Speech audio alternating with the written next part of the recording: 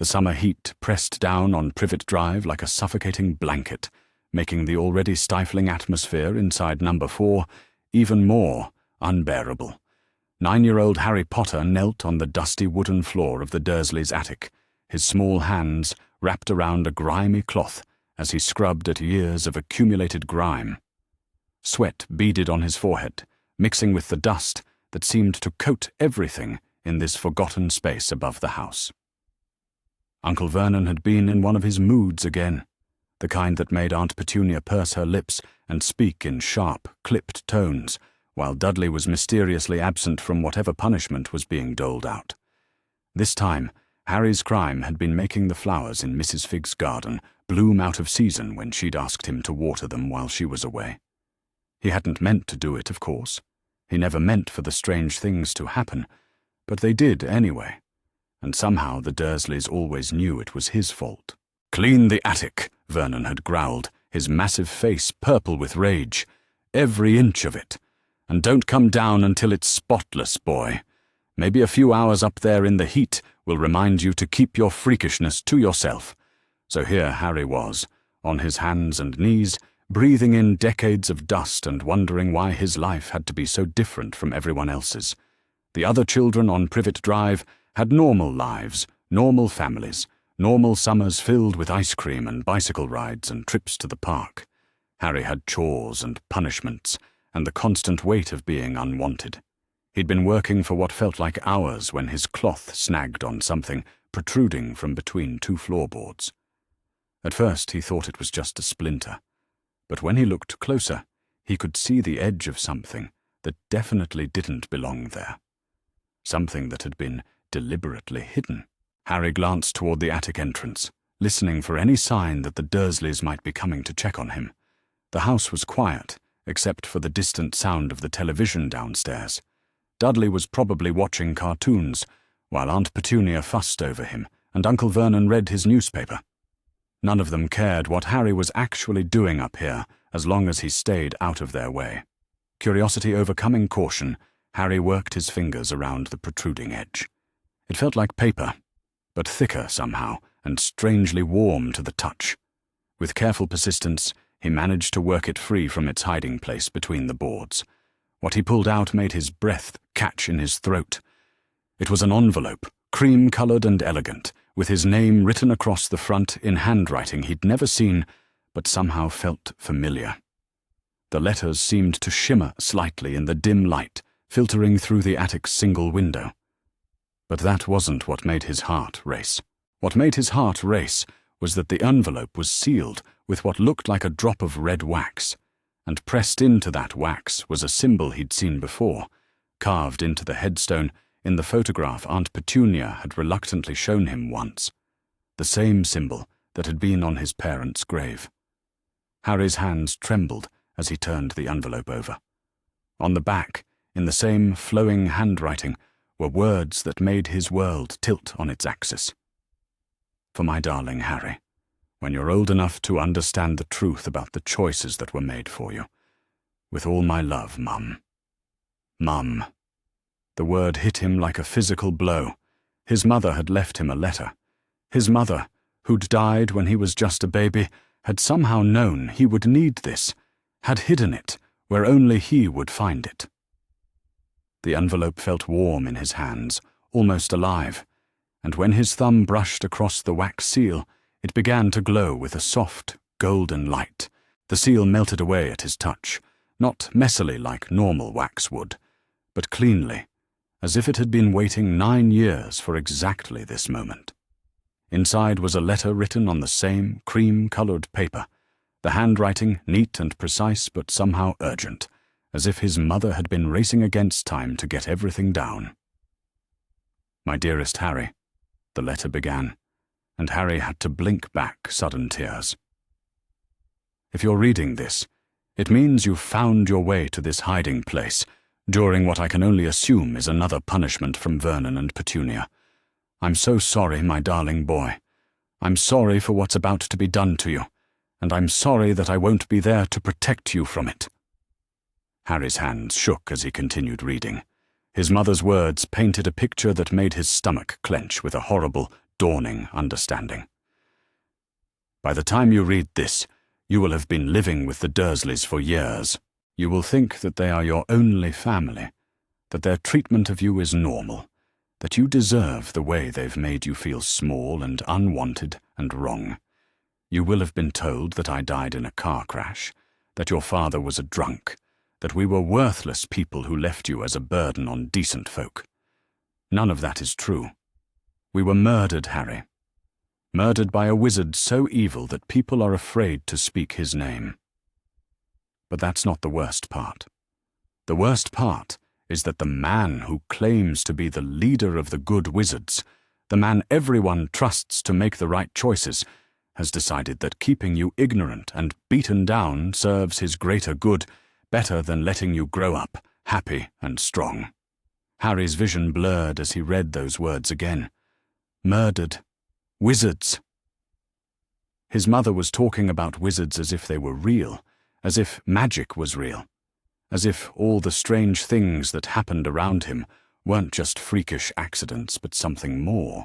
His name is Albus Dumbledore, and he has planned your entire life like you're a piece on a chessboard. He knows the Dursleys will hurt you. He's counting on it. He wants you to grow up thinking you're worthless, so that when he finally comes for you, you'll be so grateful for any kindness that you'll do whatever he asks without question. He wants to turn you into a weapon, Harry, and he doesn't care how much pain that causes you. The letter went on, each word hitting Harry like a hammer blow. His mother wrote about protective spells and magical inheritance, about a school called Hogwarts, where Dumbledore was the headmaster, about a wider magical world that Harry was supposedly famous in for something he'd done as a baby. But more than that, she wrote about plans within plans, about how Dumbledore had known exactly what kind of people the Dursleys were and had placed Harry with them anyway. He has made you into exactly what he wants you to be, the letter continued, desperate for approval, grateful for scraps of affection, willing to sacrifice yourself, because you've never been taught that your life has value. When the time comes, and it will come, he will ask you to die for the greater good, and you will do it because you won't know any better. But I do know better, my darling boy. I know that your life matters, that you deserve to grow up free and happy and loved. That's why I'm leaving you this letter. And that's why I've made preparations for you that he doesn't know about. Harry's tears were falling freely now, spotting the paper and making some of the words blur. But he kept reading. His mother had anticipated this. She'd known what would happen to him, and she'd tried to give him a way out. The letter included specific instructions, addresses of people Harry had never heard of, and warnings about who not to trust. She wrote about hidden bank accounts and properties that were rightfully his, about legal protections that Dumbledore had circumvented, about allies in the magical world who would help him if he could just get word to them. If you're reading this before your 11th birthday, she'd written, then you still have time to change the course he's set for you. But you have to be careful, Harry. He has people watching, people who report back to him. Trust no one from the magical world until you've contacted Andromeda Tonks at the address I've included. She was your father's cousin, and she loved us both. More importantly, she knows the truth about what Dumbledore has planned for you. There was more, so much more. Details about his inheritance, about magical abilities he should be developing, about the real reason his parents had died. But what struck Harry most was the love that poured from every word. His mother had written this letter knowing she was going to die, knowing she would never see him grow up, and she'd spent that precious time trying to protect him from a future she couldn't prevent, but might be able to change. At the bottom of the letter, in handwriting that looked even more horrid, she'd added a final note. Remember, my darling boy, that you are loved beyond measure. You are not a weapon or a tool or a chess piece. You are my son, and you deserve to choose your own path. Don't let anyone, no matter how wise or well-intentioned they claim to be, decide your fate for you. Your life belongs to you. Harry sat back on his heels, the letter clutched in his hands, his mind reeling. Everything he'd thought he knew about his life, about his parents, about why the Dursleys treated him the way they did, had just been turned upside down. The strange things that happened around him weren't freakish accidents. They were magic. He was a wizard, and the people who were supposed to be the good guys had deliberately trapped him in this nightmare. The attic suddenly felt too small, too hot, too full of dust and shadows, and the weight of 9 years of lies.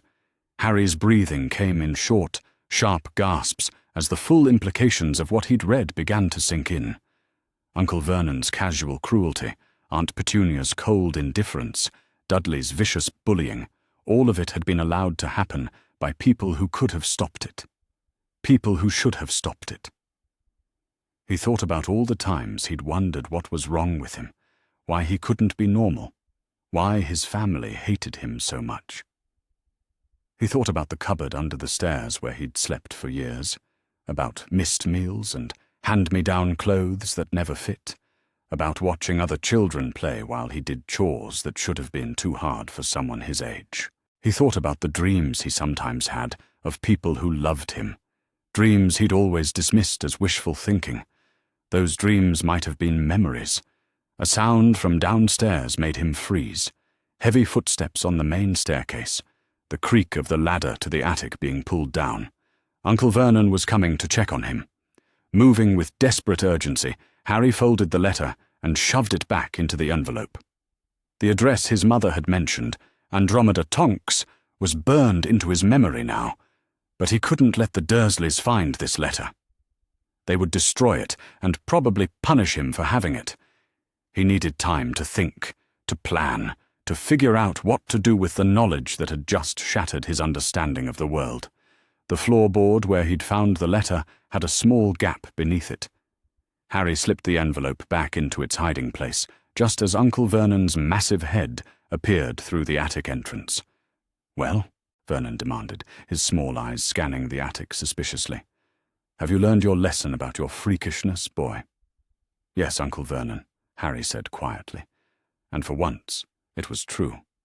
He had learned something today, though not what his uncle expected. He'd learned that his freakishness had a name, and it wasn't something to be ashamed of.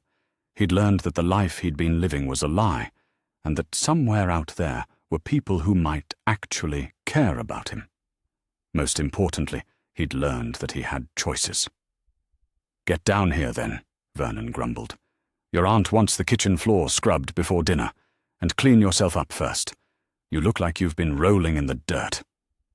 Harry climbed down from the attic carefully, his mind racing even as he went through the motions of normal behavior.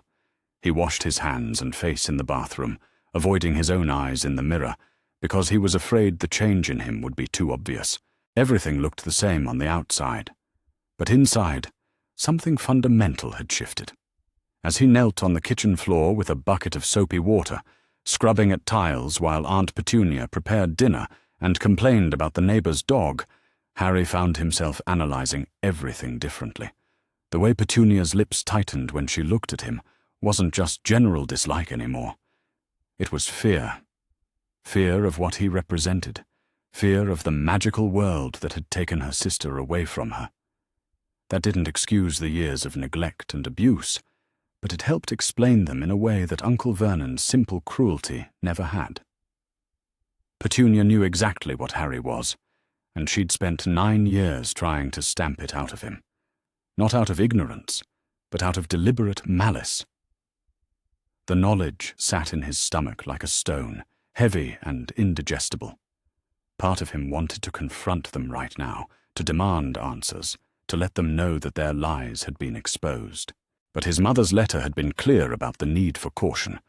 If this Dumbledore person really was as powerful as she'd suggested, and if he really was monitoring Harry somehow, then acting rashly could make everything worse. No, Harry needed to be smart about this. He needed to contact Andromeda Tonks without anyone knowing, and he needed to do it soon. The letter had made it clear that his 11th birthday was some kind of deadline, after which his options would be more limited. He had less than 2 years to change the course of his life, but first he had to figure out how to reach the magical world without alerting the wrong people. That night, lying in his small bedroom, formerly Dudley's second bedroom but still a palace compared to the cupboard under the stairs, Harry stared at the ceiling and tried to make sense of everything he'd learned.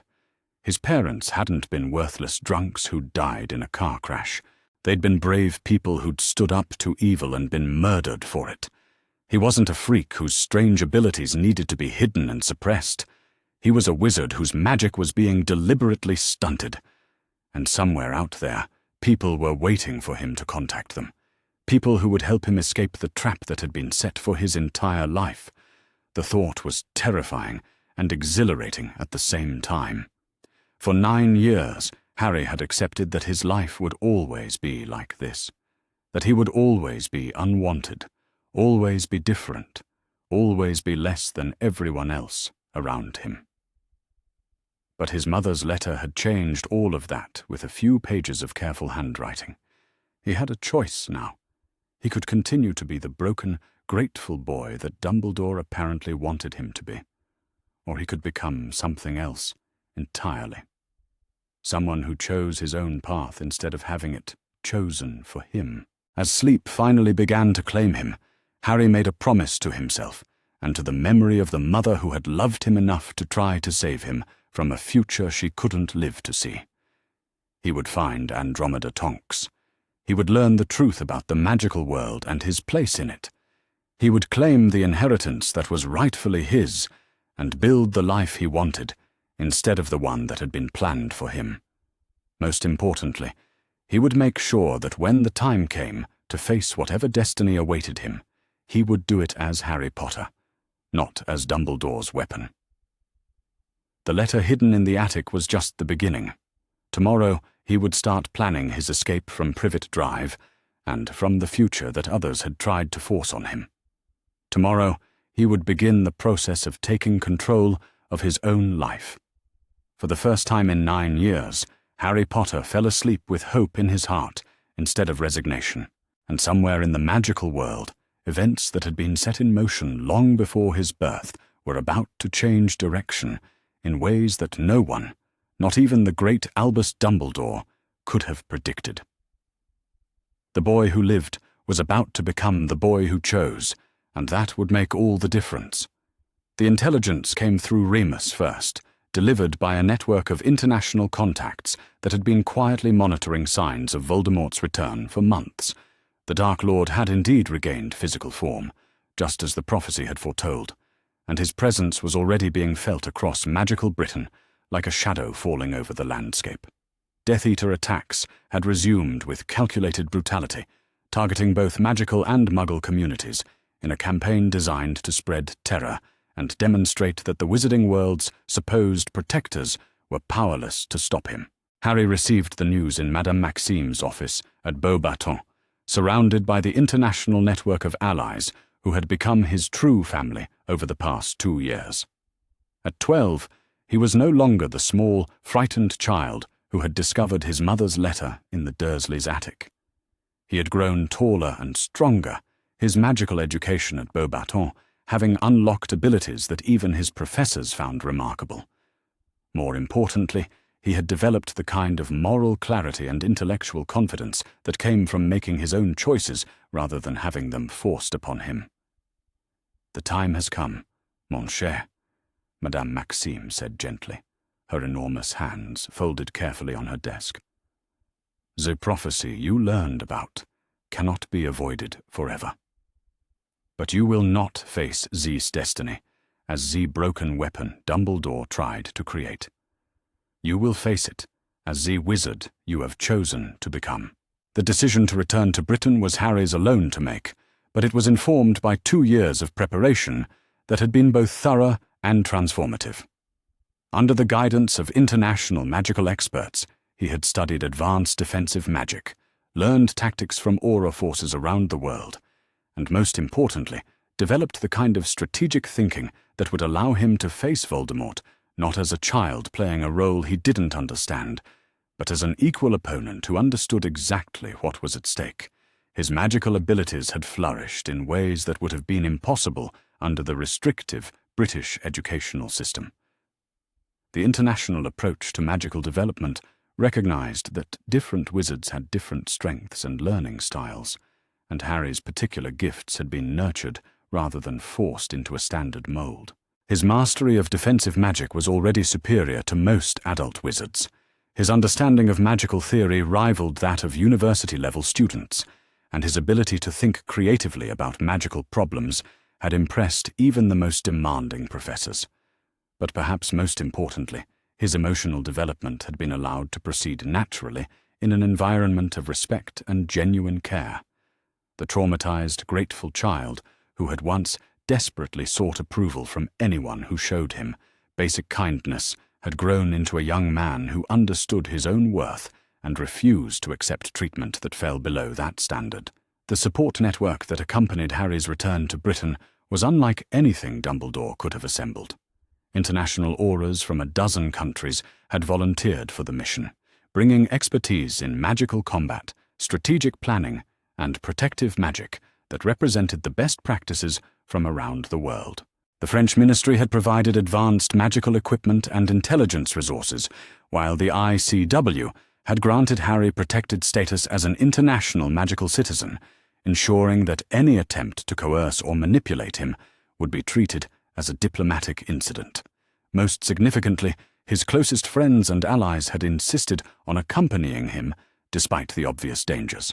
Hermione, now accomplished in defensive magic and magical research that surpassed many adult wizards, refused to be left behind when her best friend faced the greatest challenge of his life.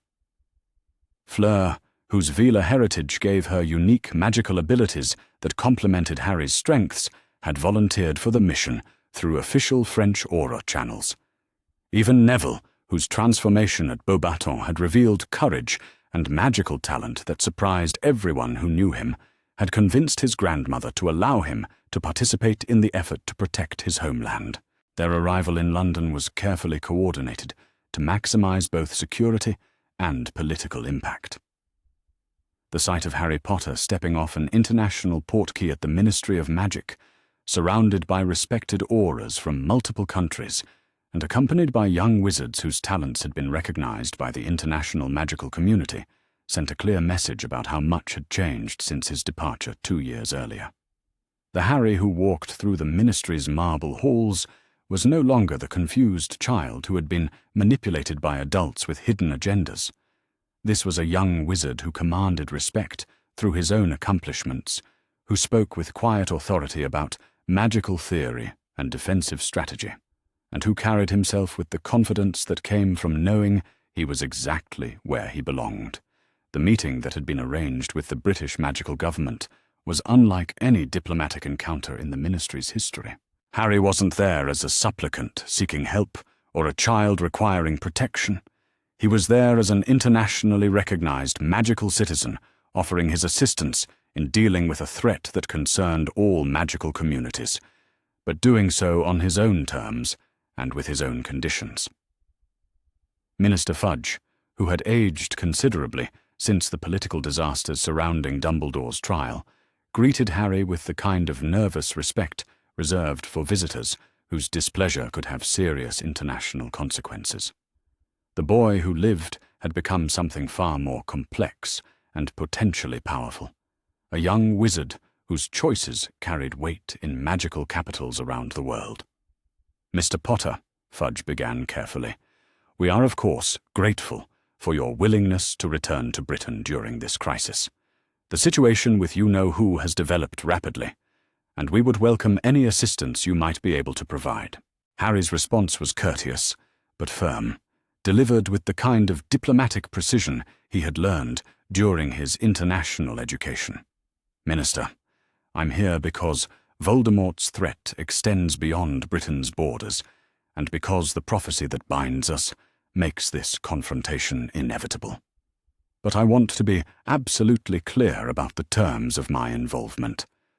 What followed was a negotiation that would have been impossible for the old Harry, the one who had been trained to be grateful for any attention and to accept whatever role others assigned to him.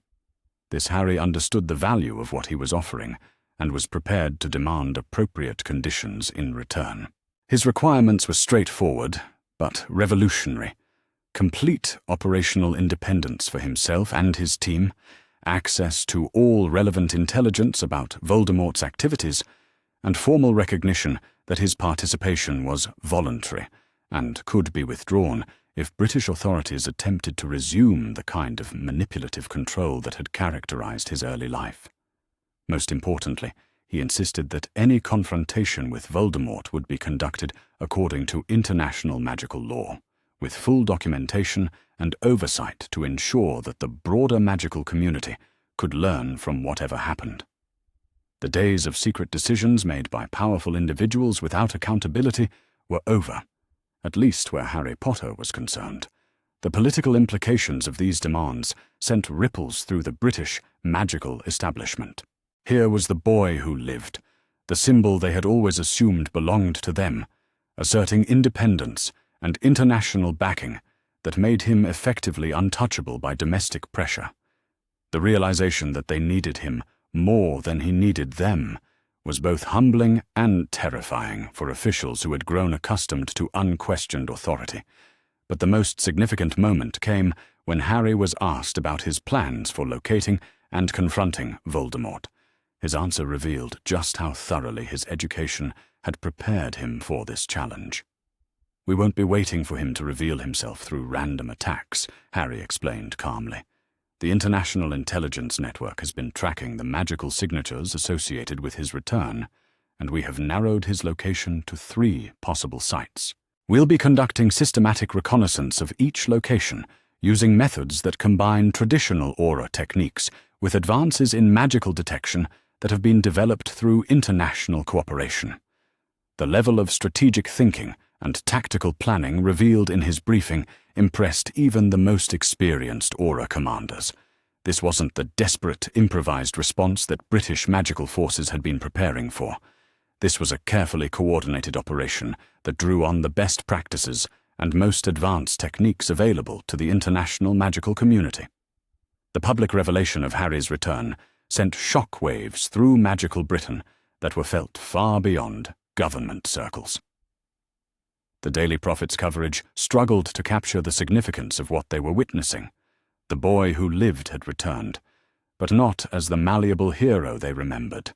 This was someone who had grown up outside their influence, who had developed abilities and perspectives they couldn't control, and who represented possibilities they had never imagined.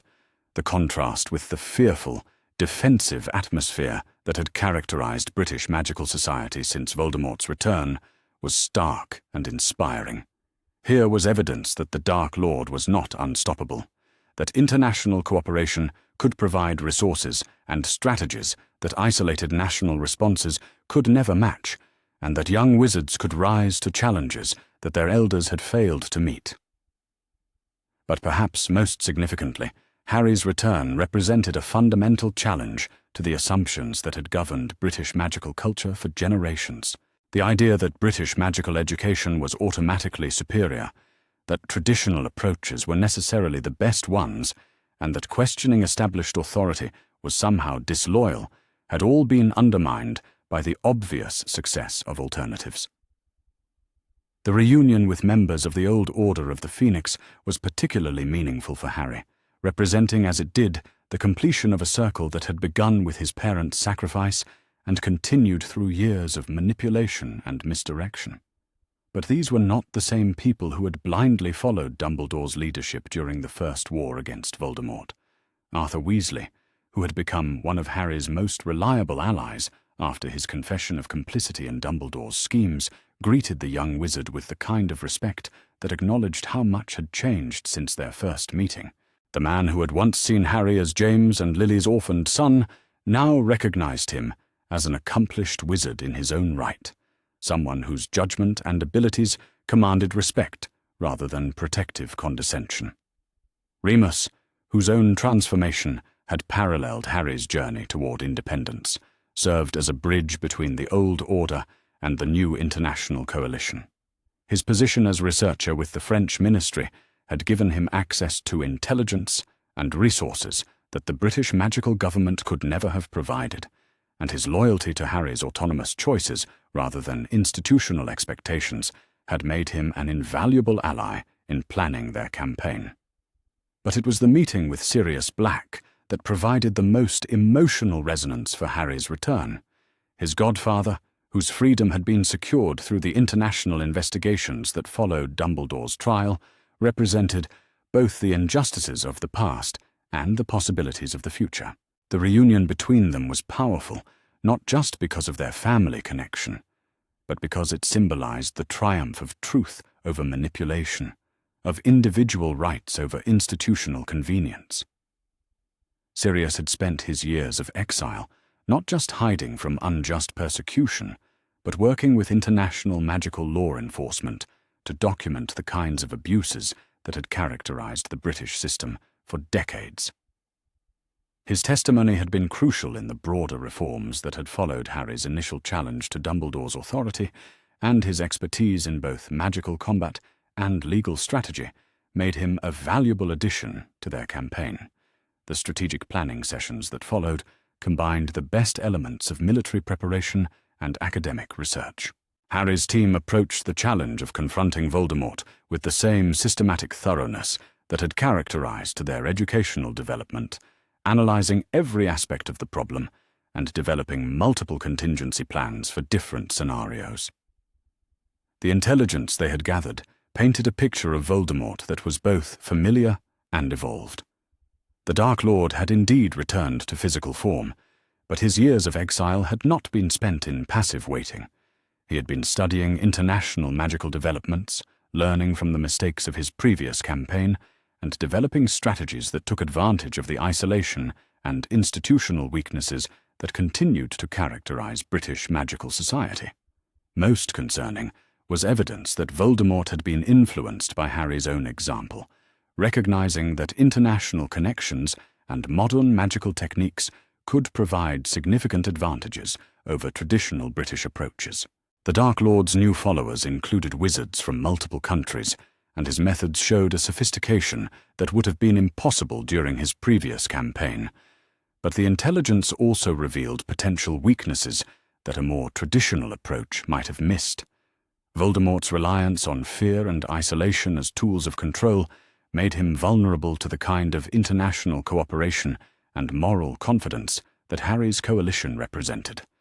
His expectation that he would face the same kind of fragmented, poorly coordinated resistance that had opposed him before left him unprepared for the systematic, well-resourced campaign that was being mounted against him. The location of Voldemort's primary stronghold, when it was finally confirmed through magical reconnaissance, surprised no one who understood the symbolic importance he placed on magical heritage and traditional power. He had claimed Malfoy Manor as his base of operations, transforming the ancestral home of one of Britain's oldest pure-blooded families into a fortress that represented everything he claimed to stand for. The choice was both strategically sound and psychologically revealing. The manor provided defensive advantages and symbolic weight, but it also demonstrated Voldemort's continued fixation on the past rather than adaptation to changing circumstances. He was fighting the war he had always expected to fight, against the enemies he had always faced, using strategies that had been developed for a world that no longer existed. Harry's response to this intelligence was characteristic of the strategic thinking he had developed through his international education. Instead of rushing into a direct confrontation, he proposed a campaign that would systematically undermine Voldemort's advantages while highlighting the Dark Lord's failure to adapt to new realities. "We're not going to give him the dramatic final duel he's expecting," Harry explained to his assembled team. "We're going to demonstrate that his entire worldview is obsolete, that the kind of magical society he wants to create cannot survive in a world where borders are permeable and ideas spread faster than armies can move." The plan that emerged from their strategic sessions was ambitious in scope and revolutionary in approach. Rather than simply confronting Voldemort militarily, they would challenge him on multiple fronts simultaneously: magical, political, social, and philosophical. The goal was not just to defeat the Dark Lord, but to ensure that the conditions that had allowed him to rise in the first place could never recur. As Harry stood on the balcony of his temporary headquarters in London, looking out over a magical community that was finally beginning to understand the full scope of what was at stake, he felt the weight of destiny settling on his shoulders like a familiar cloak. The prophecy that had shaped his life since birth was finally approaching its fulfillment, but it would be fulfilled on his terms, rather than those that had been chosen for him. The scared, grateful child who had once accepted whatever fate others assigned to him was gone forever. In his place stood Harry Potter, international wizard, strategic thinker, and moral leader, ready to face the greatest dark wizard of his generation, not as a weapon forged by others, but as a person who had chosen his own path toward the light. The real battle was about to begin, and Harry had never been more ready to meet whatever challenges awaited him. The final assault on Malfoy Manor began at dawn on the summer solstice, a timing chosen for both tactical and symbolic reasons. The longest day of the year provided maximum daylight for their operations, while the magical significance of the solstice would amplify the protective enchantments that Harry's international team had spent weeks preparing.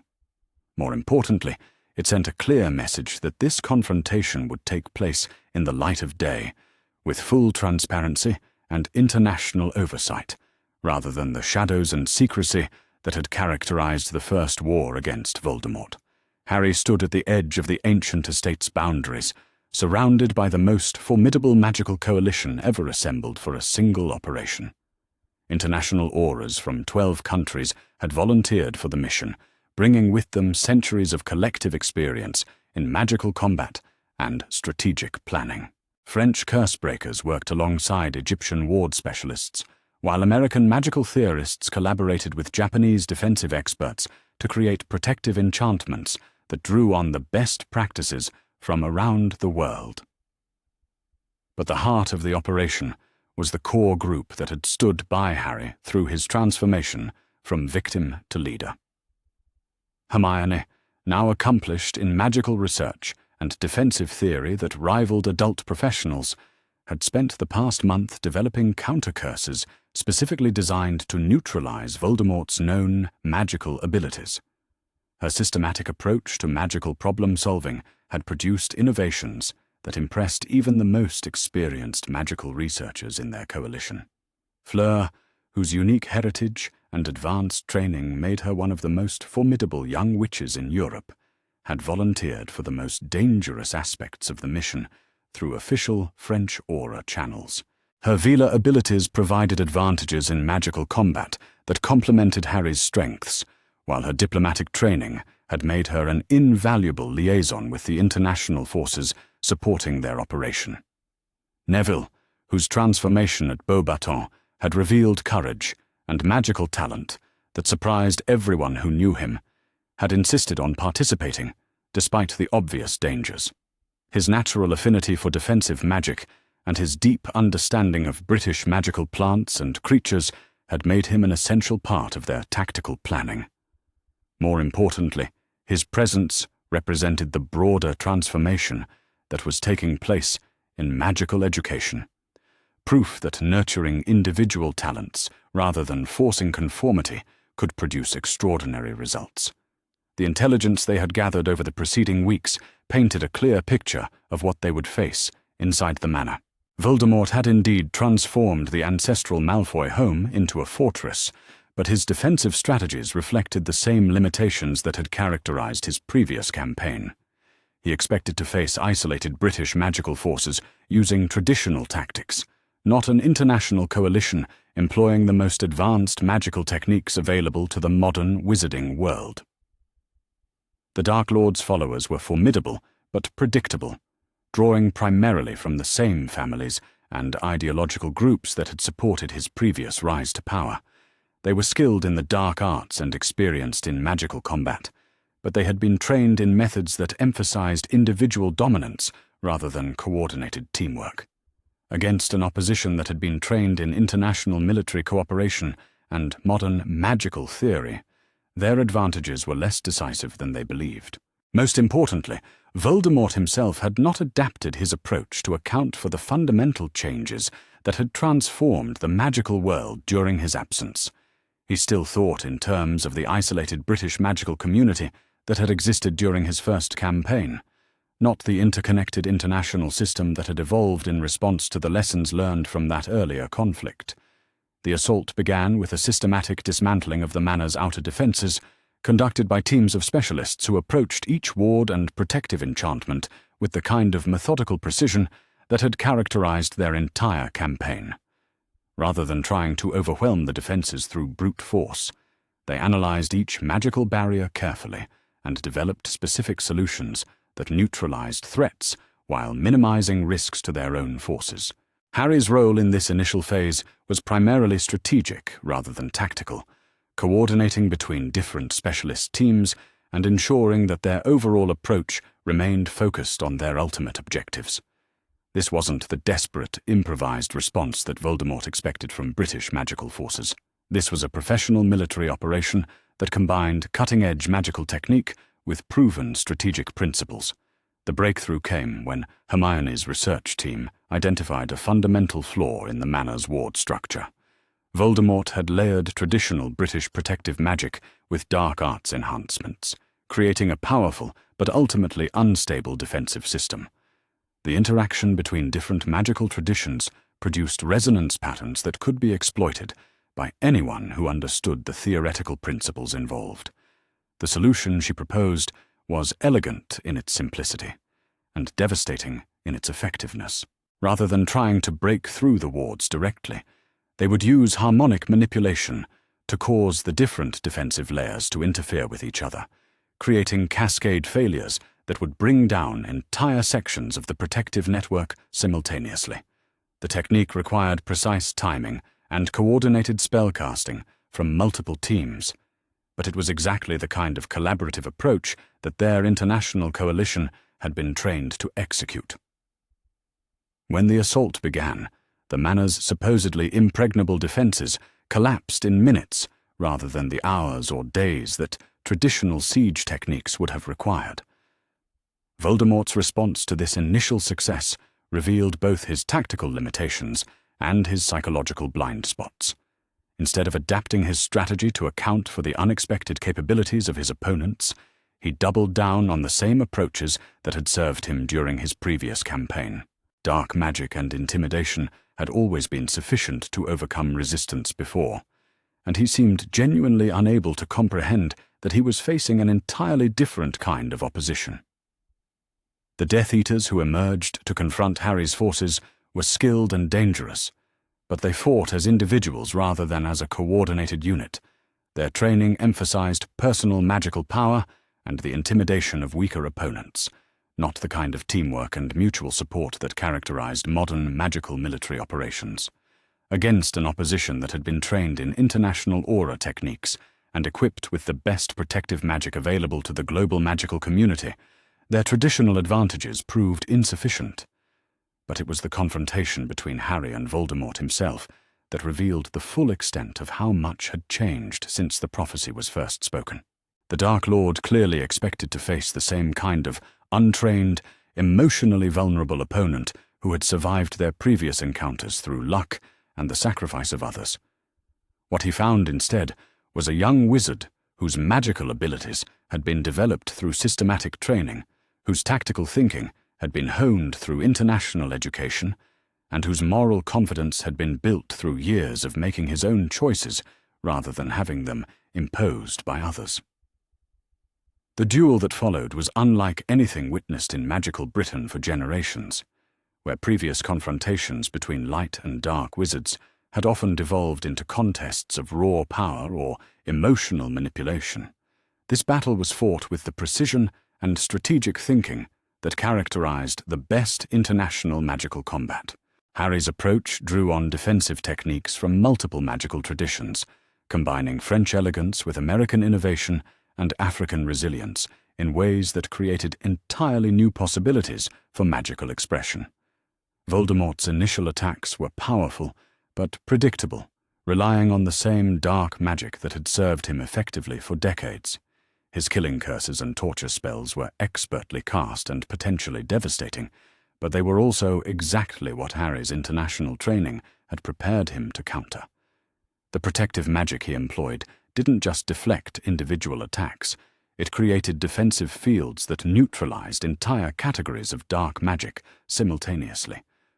More importantly, Harry's strategy wasn't focused simply on magical combat, but on undermining the psychological and ideological foundations that gave Voldemort his power. Every spell he cast, every tactical choice he made, demonstrated the superiority of cooperation over domination, of international unity over isolation, of individual development over institutional control.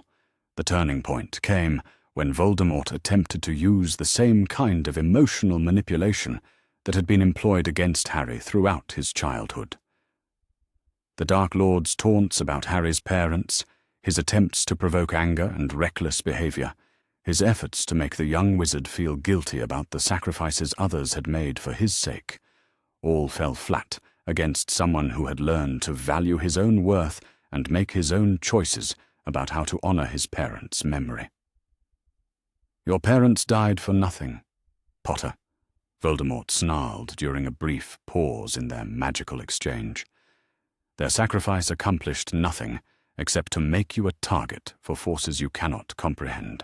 You could have lived quietly, accepted your place, avoided this pointless confrontation that will only lead to more death and suffering." Harry's response revealed the full extent of his transformation from the manipulated child Dumbledore had tried to create into the independent young wizard he had chosen to become.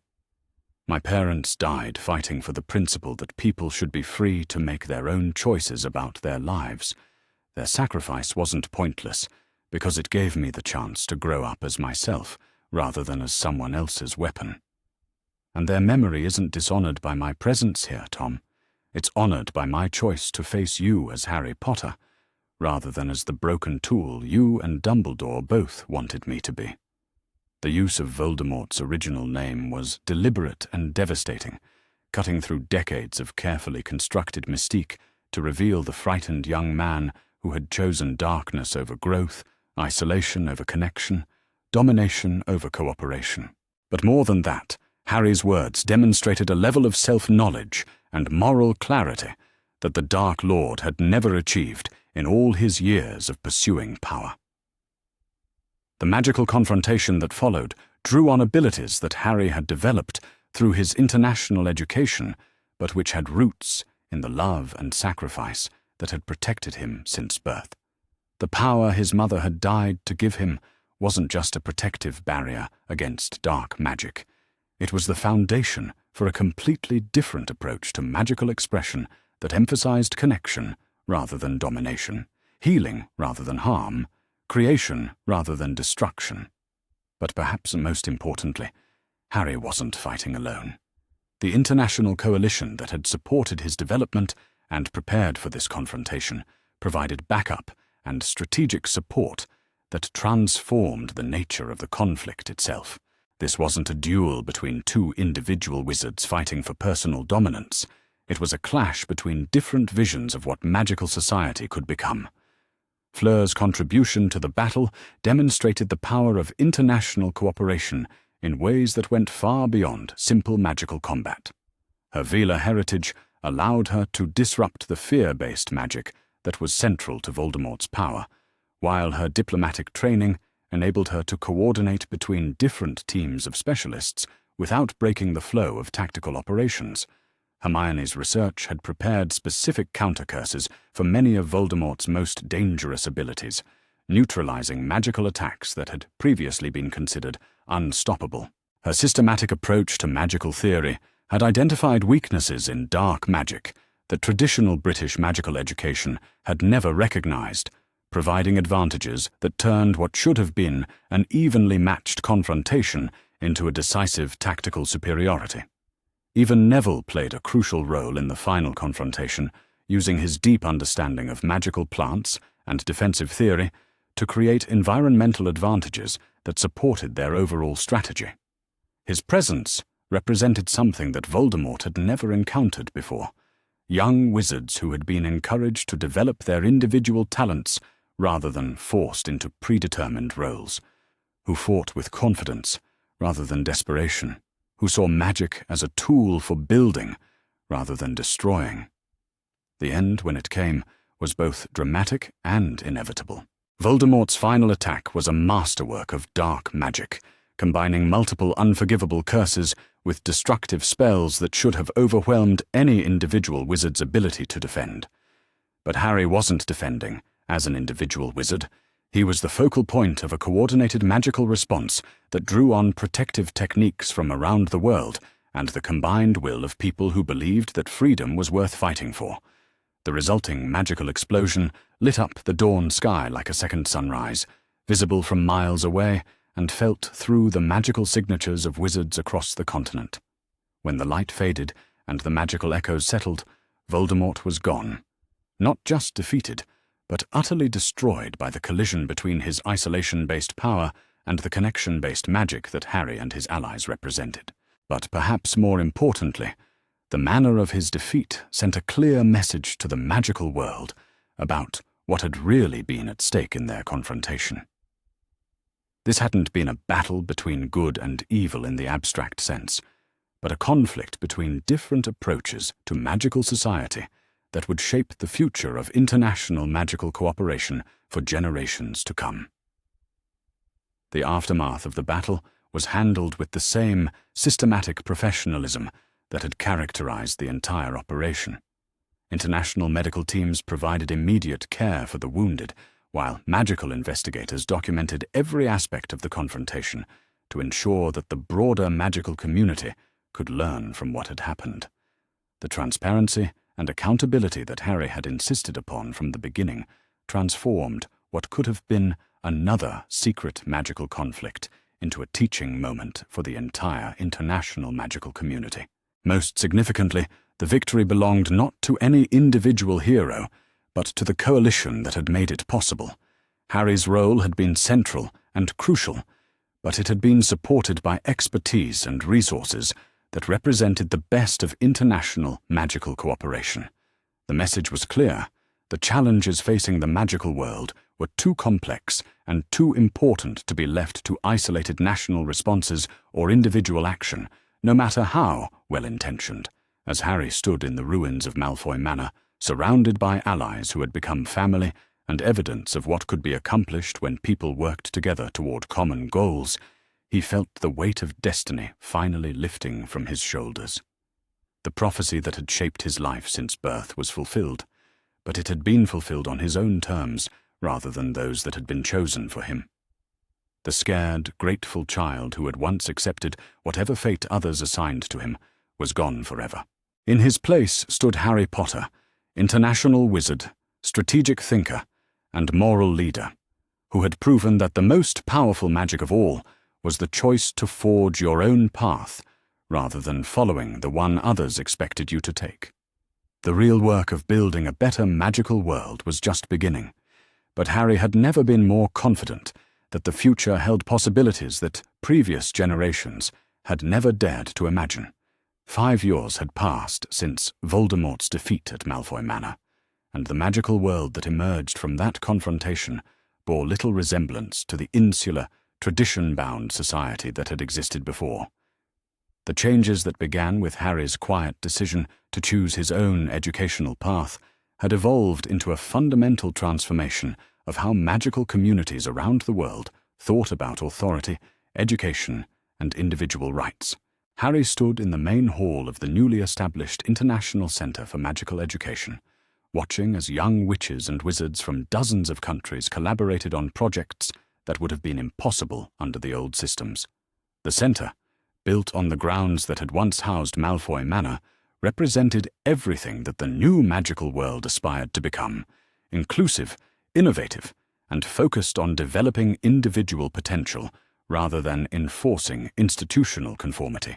The decision to transform the site of Voldemort's final stronghold into an educational institution had been symbolic as much as practical.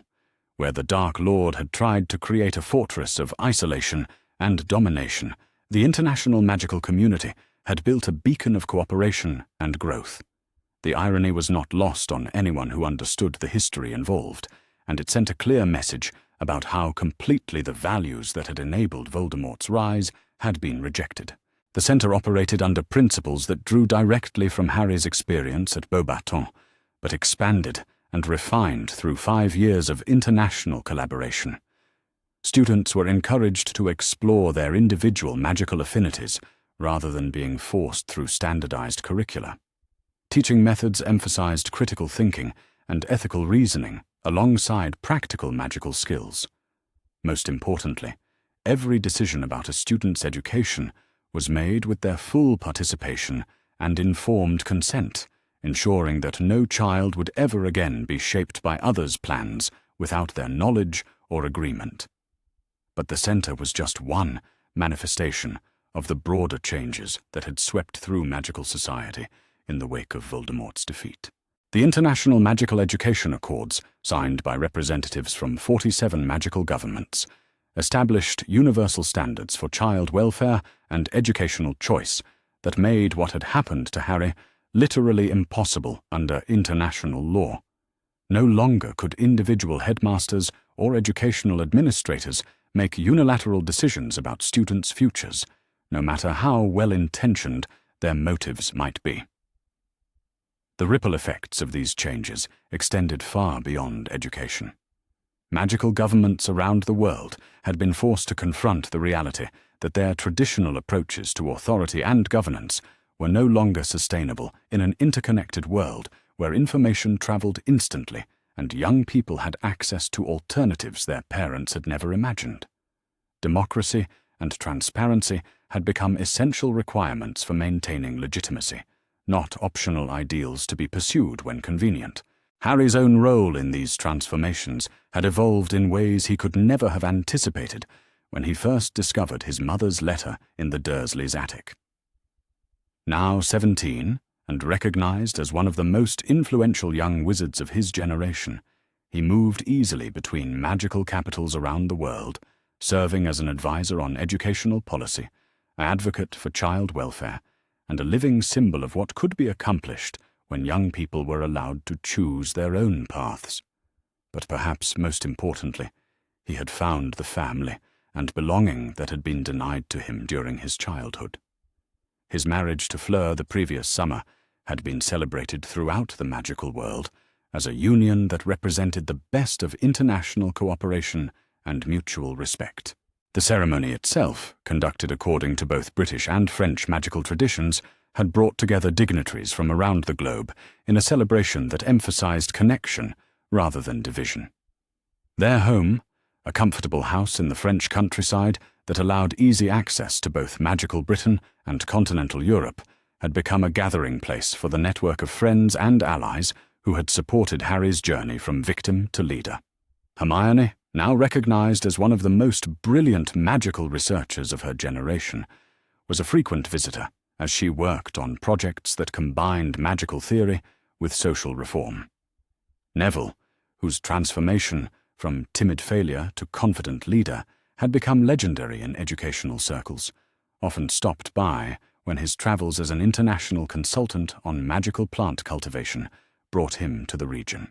Even Remus and Sirius had found their place in this new constellation of relationships, their roles as Harry's chosen family formalized through bonds that went deeper than blood or obligation.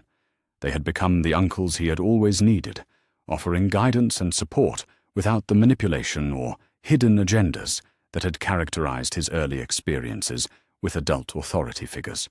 The letter that arrived that morning, delivered by an elegant French postal owl, carried news that would have seemed impossible just a few years earlier. Hogwarts School of Witchcraft and Wizardry, under its new administration following Dumbledore's disgrace and removal, was requesting Harry's assistance in developing a reformed educational program that would meet international standards for student welfare and academic excellence. The request represented a complete reversal of the relationship between Harry and the British magical establishment. Instead of expecting his gratitude and compliance, they were acknowledging his expertise and asking for his help in solving problems they could no longer handle alone. The transformation was both satisfying and somewhat sad, representing as it did the recognition of failures that could have been avoided if different choices had been made years earlier. Fleur read the letter over his shoulder, her expression thoughtful, as she considered the implications of what was being proposed. It would be a chance to ensure that future generations of British magical students had access to the kind of education that had been available to Harry only through international alternatives. But it would also require working with some of the same people and institutions that had failed him so spectacularly during his own childhood. "What do you think?" Harry asked, genuinely curious about her perspective. The opportunity to reform Hogwarts from within was appealing, but he had learned to value the insights of people who understood him well enough to see past his public reputation to the person underneath. "I think," Fleur said slowly, "that the question is not whether they deserve your help, but whether they students, they deserve to have access to what you can offer them. You have built something beautiful here, mon amour. The question is whether sharing it will strengthen what you have created or diminish it." Her perspective, as always, cut straight to the heart of the matter. This wasn't about forgiveness or revenge or proving anything to people who had wronged him in the past. This was about whether Harry's knowledge and experience could be used to prevent other children from suffering as he had suffered, and whether that goal was worth the personal cost of engaging with institutions that still carried the scars of their past failures. The decision, when he made it, was characteristically thoughtful and strategic. Harry would accept the invitation, but on terms that ensured his involvement would be meaningful rather than symbolic. He would work with Hogwarts to develop new educational approaches, but only if they agreed to international oversight and accountability measures that would prevent future abuses. Most importantly, any reforms would be implemented gradually and with full transparency, allowing students and parents to make informed decisions about whether the changes met their needs. The announcement of Harry's involvement in Hogwarts reform sent shockwaves through magical Britain that were felt from the highest levels of government to the most remote magical communities. Here was the boy who lived, returning to work with the institution that had failed him so completely, offering his expertise in service of goals that transcended personal grievances or political advantage. The first meeting at Hogwarts was both emotional and professionally revealing. Walking through halls where he might have spent his own school years, seeing the great hall where he would have been sorted into a house, visiting classrooms where he might have learned magic under very different circumstances, Harry felt a complex mixture of regret for what might have been, and gratitude for what had actually happened. The current headmistress, Minerva McGonagall, greeted him with the kind of respect that acknowledged both his achievements and the injustices he had endured. Professor McGonagall had been one of the few Hogwarts faculty members to publicly question Dumbledore's methods, and her leadership of the school's reform efforts reflected a genuine commitment to ensuring that past mistakes would not be repeated. "Mr. Potter," she said formally, before her expression softened into something more personal. "Harry, I owe you an apology that is long overdue. I knew that something was wrong with your placement at the Dursleys, and I failed to act on that knowledge. I failed you as an educator and as an adult who should have protected a child in my care." The apology was genuine and complete, free from the self-serving justifications that had characterized so many of the responses Harry had received from people who had enabled Dumbledore's schemes.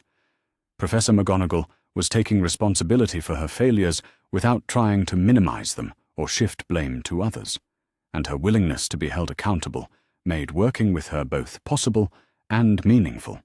The reform process that followed was comprehensive and systematic, addressing every aspect of how Hogwarts approached education and student welfare. The house system was modified to encourage collaboration rather than competition, with students able to change houses if their interests and aptitudes evolved over time. Teaching methods were updated to emphasize critical thinking and individual development, rather than rote memorization and conformity to traditional approaches. Most importantly, new governance structures were established that gave students and parents meaningful input into educational decisions, ensuring that no headmaster or administrator could ever again make unilateral choices about young people's futures. International oversight mechanisms were built into the school's charter, creating accountability measures that would prevent the kind of institutional isolation that had enabled Dumbledore's abuses. The transformation of Hogwarts became a model for educational reform throughout the magical world, demonstrating that even institutions with centuries of tradition could adapt and improve when they were willing to prioritize student welfare over institutional convenience. The success of the reforms validated Harry's approach to social change, showing that systematic, thoughtful improvement was more effective than dramatic gestures or revolutionary upheaval. But perhaps the most meaningful change was the establishment of the Lily Potter Foundation for Magical Child Protection and Education, an international organization that monitored child welfare in magical communities around the world and provided resources for families seeking educational alternatives. The foundation, funded through Harry's inheritance and supported by donations from magical governments and private individuals, ensured that no magical child would ever again be trapped in an abusive situation because they lacked knowledge of their options or access to help. The Foundation's work extended far beyond crisis intervention to include research into educational best practices, advocacy for child welfare legislation, and support for innovative educational programs that emphasized individual development over institutional conformity. Its annual conferences brought together educators, researchers, and child welfare advocates from around the world to share knowledge and develop new approaches to nurturing young magical talent. Hermione's role as the Foundation's Director of Educational Research had allowed her to pursue her passion for systematic improvement while making a real difference in the lives of magical children everywhere. Her work on developing standardized assessments that measured critical thinking rather than mere knowledge retention had revolutionized how magical education effectiveness was evaluated, while her research into the long-term impacts of different educational approaches provided evidence-based support for continued reform. Neville's contributions as Director of Individual Talent Development reflected his own journey from failed traditional student to accomplished magical practitioner. His programs for identifying and nurturing specific magical abilities helped ensure that children with unusual gifts or learning styles received the support they needed to flourish, rather than being dismissed as failures because they didn't fit traditional molds. The Foundation's most visible success was the network of educational exchanges that allowed students from different magical traditions to experience alternative approaches to learning magic. Harry's own experience at Beauxbatons had demonstrated the value of international perspective, and the exchange programs ensured that future generations would have access to the same kind of broadening experiences that had been so crucial to his own development. The personal satisfaction Harry derived from this work was immense, but it was the family he and Fleur were building together that gave his life its deepest meaning. Their first child, James Sirius Potter, was born on a crisp autumn morning 3 years after their marriage, and Harry's determination to give his son the childhood he himself had been denied became the driving force behind many of his most important decisions. The protections placed on James were unlike anything that had ever been attempted in magical child-rearing, drawing on protective magic from multiple magical traditions, enhanced by the love-based protections that were Harry's inheritance from his mother, and reinforced by legal safeguards that made it impossible for any individual or institution to override his parents' decisions about his welfare. James was probably the most thoroughly protected magical child in history. But more than physical protection, Harry and Fleur were determined to give their son the gift of choice that had been so crucial to Harry's own development. From his earliest years, James would be raised with knowledge of his options, awareness of his rights, and the confidence to make his own decisions about his life and future. He would never be shaped by others' expectations without his knowledge or consent, never be manipulated by people who claimed to know better than he did what was best for his life. The nursery they prepared for him was filled with books, from magical cultures around the world, toys that encouraged creativity and exploration rather than conformity to predetermined roles, and artwork that celebrated diversity and individual achievement rather than institutional loyalty. It was a room designed for a child who would grow up knowing that the world was full of possibilities and that his value as a person was not dependent on meeting others' expectations. The letters Harry wrote to his unborn son, sealed with protective charms that would activate when James was old enough to understand their contents, contained all the wisdom and love that Harry had wished his own father could have shared with him. They spoke of the importance of making his own choices, of the value of learning from different perspectives, of the need to stand up for what was right, even when it was difficult or unpopular. Most importantly, they assured James that he would always be loved for who he was, rather than what he accomplished, that his parents' support was unconditional and permanent, and that he would never be asked to sacrifice his own happiness or well-being for others' vision of what his life should become. The christening ceremony, held in the garden of their French home with friends and family from around the world in attendance, was a celebration of everything Harry had fought to achieve since discovering his mother's letter in the Dursleys' attic. Here was a magical child being welcomed into a community that valued individual worth over institutional loyalty, that celebrated diversity over conformity, and that promised to protect his right to choose his own path through life. As Harry held his son for the first time, feeling the weight of responsibility and the joy of possibility settling onto his shoulders simultaneously, he thought about the journey that had brought him to this moment. The scared, grateful child who had once accepted whatever fate others assigned to him was truly gone, replaced by a man who had learned that the greatest magic of all was the courage to forge your own path rather than following the one others expected you to take. The magical world that James would grow up in was fundamentally different from the one Harry had been born into, shaped by reforms and attitudes that prioritized individual development over institutional control. It was a world where children's rights were protected by international law, where educational alternatives were readily available, and where young people were encouraged to question authority rather than accepting it blindly. But perhaps most importantly, it was a world where love and family were defined by choice and mutual respect rather than blood obligation or social expectation.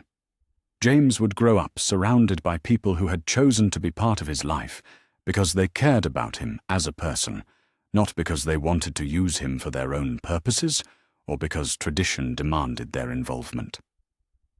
The letter Harry had begun writing to his son on the day of his birth would continue to grow over the years, documenting the lessons he learned as a parent and the hopes he held for James's future.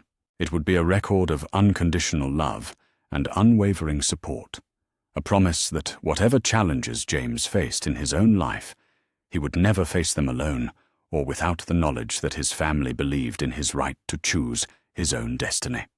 As the sun set over their garden that evening, painting the sky in shades of gold and crimson that reminded Harry of the protective magic that had shaped his life since birth, he felt a deep satisfaction in knowing that the cycle of manipulation and control that had defined his early years had finally been broken.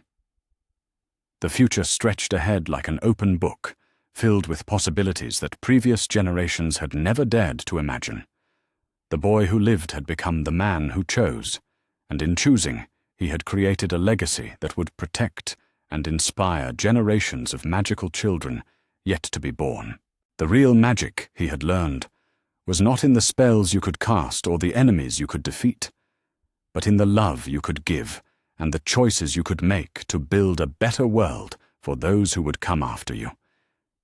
His mother's words, written so many years ago in a letter hidden in an attic, had proven prophetic in ways she could never have imagined. Your life belongs to you. Harry Potter had claimed that life, shaped it according to his own values and dreams, and used it to ensure that every magical child would have the same opportunity to write their own story.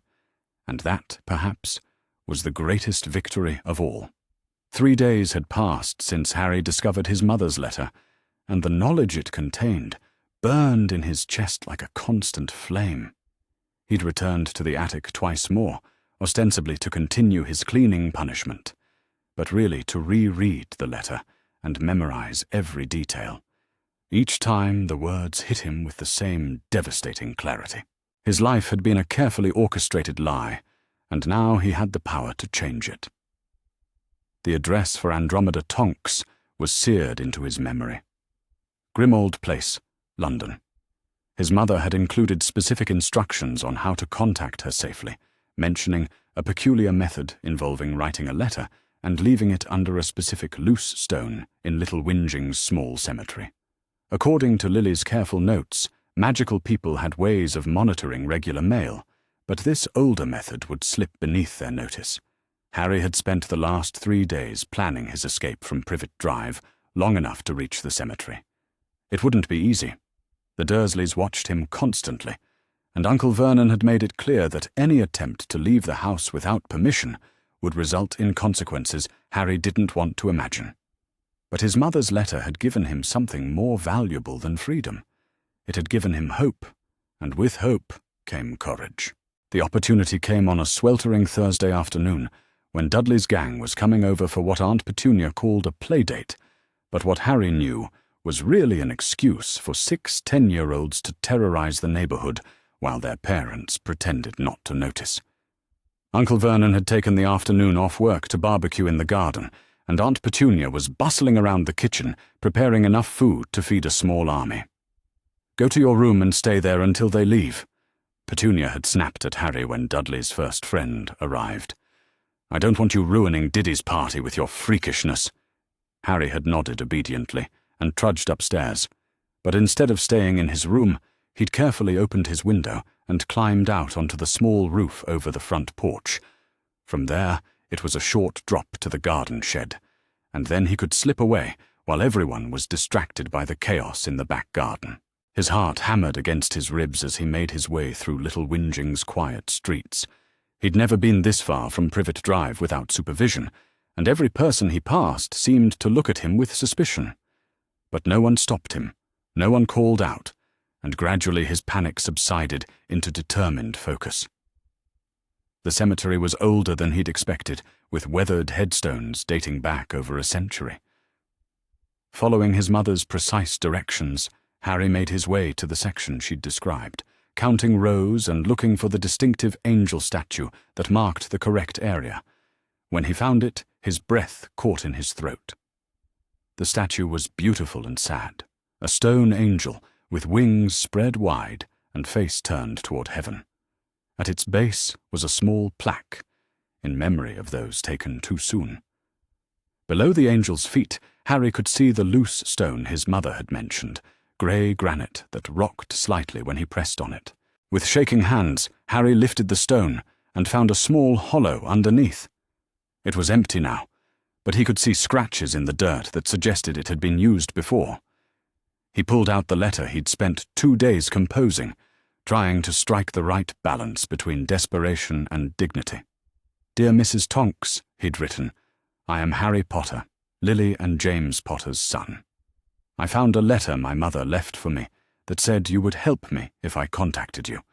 I live with my aunt and uncle, the Dursleys, on Privet Drive in Little Whinging, Surrey. My mother said in her letter that terrible things were planned for me and that you would know what she meant. I don't know anything about the magical world, but I know that what's happening to me isn't right. Please help me. I will check this place every day at 4 o'clock until I hear from you." He'd signed it simply Harry and added the date.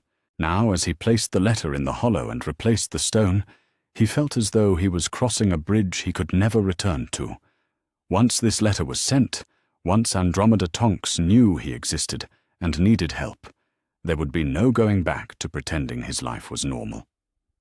The walk back to Privet Drive seemed to take forever, but when Harry slipped back through his bedroom window, he could still hear Dudley's party in full swing. No one had missed him. No one even knew he'd been gone. For now, he was safe. That night, lying in bed and staring at the ceiling, Harry tried to imagine what would happen next. Would Andromeda Tonks even get his letter? Would she believe it was really from him? His mother had written about her with such warmth and trust, but that had been 9 years ago. People changed. Circumstances changed. What if she couldn't help him? Or worse, what if she didn't want to? But he couldn't think like that. His mother had risked everything to give him this chance, and he owed it to her memory to see it through. Whatever happened, it had to be better than spending the rest of his childhood as the Dursleys' unwanted burden, growing up ignorant and grateful, just so some wizard he'd never met could use him as a weapon. The next afternoon, Harry feigned a stomachache to get out of helping Uncle Vernon wash his car, then slipped away to the cemetery as soon as the coast was clear. His heart nearly stopped when he approached the angel statue and saw that the stone had been moved. With trembling fingers, he lifted it and found a cream-colored envelope with his name written in elegant handwriting.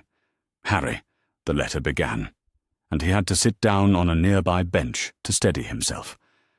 I received your message, and my heart breaks for what you must have endured these past 9 years. Your mother was one of my dearest friends, and James was family to me in all the ways that matter. That Dumbledore placed you with those people, knowing what they were, is a betrayal I will never forgive. You are not alone, my dear boy. Your mother prepared for this day, and she asked me to watch for any sign that you had found her letter. I have been waiting 9 years for you to contact me, and now that you have, we must move carefully but quickly. What I'm about to tell you may sound impossible, but I need you to trust me as your mother trusted me. Tomorrow evening, at exactly 8 o'clock, go to your bedroom and watch for a woman with bright pink hair. I will be there to collect you, using magic that will allow us to leave without the Dursleys knowing you're gone. Pack only what matters most to you. We will not be returning to Privet Drive. Your mother's letter will have told you some of what Dumbledore has planned for you, but there is much more you need to know. There are people in the magical world who have been working in secret to protect you from his schemes, people who knew your parents and loved them. We will take you somewhere safe, and then we will show you the truth about your heritage and your choices. Be brave, Harry. Your real life is about to begin. The letter was signed Andromeda Tonks, and below her signature was a postscript that made Harry's eyes fill with tears. Your mother would be so proud of the courage you've shown in reaching out. She always said you had James's bravery and her practical sense. Tomorrow, you'll finally get to prove her right. Harry read the letter 3 more times before the words fully sank in. Tomorrow. Tomorrow night, his life would change forever. He would leave Privet Drive, leave the Dursleys, leave behind 9 years of misery, and step into a world he'd only just learned existed. The thought was terrifying and wonderful at the same time. That evening, Harry sat through dinner in a daze, mechanically eating Aunt Petunia's overcooked pork chops, while Uncle Vernon complained about his job, and Dudley whined about wanting a new video game. The familiar routine that had been the soundtrack to his entire life suddenly felt surreal, like watching strangers perform a play he'd seen too many times. These people had known. They'd known he had family in the magical world, known he had an inheritance, known there were people who would love and care for him. Instead, they'd chosen to keep him trapped here, isolated and ignorant, all to serve the plans of a man who saw him as a tool rather than a child. Go to bed, Petunia snapped, when Harry failed to respond to her question about his plans for tomorrow. And don't think about sneaking downstairs to watch television. You're not family, so you don't get family privileges. The casual cruelty in her voice, something Harry had endured for so long he'd almost stopped noticing it, now hit him like a physical blow. Not family. After 9 years of cooking and cleaning and trying desperately to earn their approval, he was still not family. Would never be family. But tomorrow, he would be with his real family. People who had loved his parents. People who would care about him for who he was, rather than seeing him as a burden to be endured. In his room, Harry carefully selected the few possessions that actually mattered to him. It wasn't much. The broken glasses he'd hidden under his mattress because Uncle Vernon refused to buy him new ones, the worn photograph of his parents that Aunt Petunia had grudgingly given him, and a small wooden figurine he'd carved himself during one of his longer punishments. Everything else in the room was either hand-me-downs from Dudley or cheap replacements for things Dudley had broken. He tucked his mother's letter into his pocket, the paper warm against his chest like a talisman. Whatever happened tomorrow, he would carry her words with him, her love, her planning, her desperate hope that he would find a better path than the one Dumbledore had laid out for him. The hours crawled by with agonizing slowness. Harry pretended to sleep when Uncle Vernon checked on him at 10 o'clock, then lay awake, staring at the window and listening to the house settle around him. Downstairs, the television murmured softly as the Dursleys watched their evening programs. Outside, the suburban night was quiet except for the occasional car passing on the street. At 7:45 the next evening, Harry positioned himself by his bedroom window, his small bundle of possessions clutched in his sweaty palms. His heart was beating so hard, he was sure the entire neighborhood could hear it. What if Andromeda Tonks didn't come? What if this was all some elaborate joke, or worse, some trap set by this Dumbledore person his mother had warned him about? But at exactly 8 o'clock, the air outside his window shimmered like heat waves rising from hot pavement, and suddenly a woman was standing in the garden below. She had bright pink hair that seemed to glow in the gathering dusk, and when she looked up at his window and smiled, Harry felt a jolt of recognition that went deeper than sight. She looked like his father. Not exactly, but something in the shape of her eyes and the way she held herself reminded him powerfully of the photographs he'd seen. This was family. Real family. The woman raised her hand and pointed what looked like a stick toward his window. There was a soft pop, and suddenly Harry found himself standing in the garden beside her, his feet planted firmly on the grass, even though seconds before he'd been 2 stories up. Magic. Real, undeniable magic, and it was the most wonderful thing he'd ever experienced. "Harry Potter," the woman said softly, and her voice was warm with emotion. "My name is Nymphadora Tonks, but you can call me Tonks. Everyone does. I'm your father's cousin, and I've been waiting 9 years to meet you." She knelt down so they were at eye level, and Harry could see tears glistening in her dark eyes. "You look so much like James," she whispered. "But you have Lily's eyes, just like everyone always said. Oh, Harry, what they've done to you is unforgivable."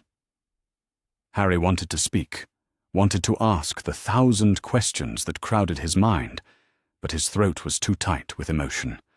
This woman, this relative he'd never known existed, was looking at him like he mattered, like he was precious, like he was wanted. "It's all right," Tonks said gently, reaching out to touch his shoulder. "You're safe now. We're going somewhere where you can learn the truth about everything, where there are people who will explain what you need to know. My mother is waiting for us, and she's been part of your mother's network since the beginning.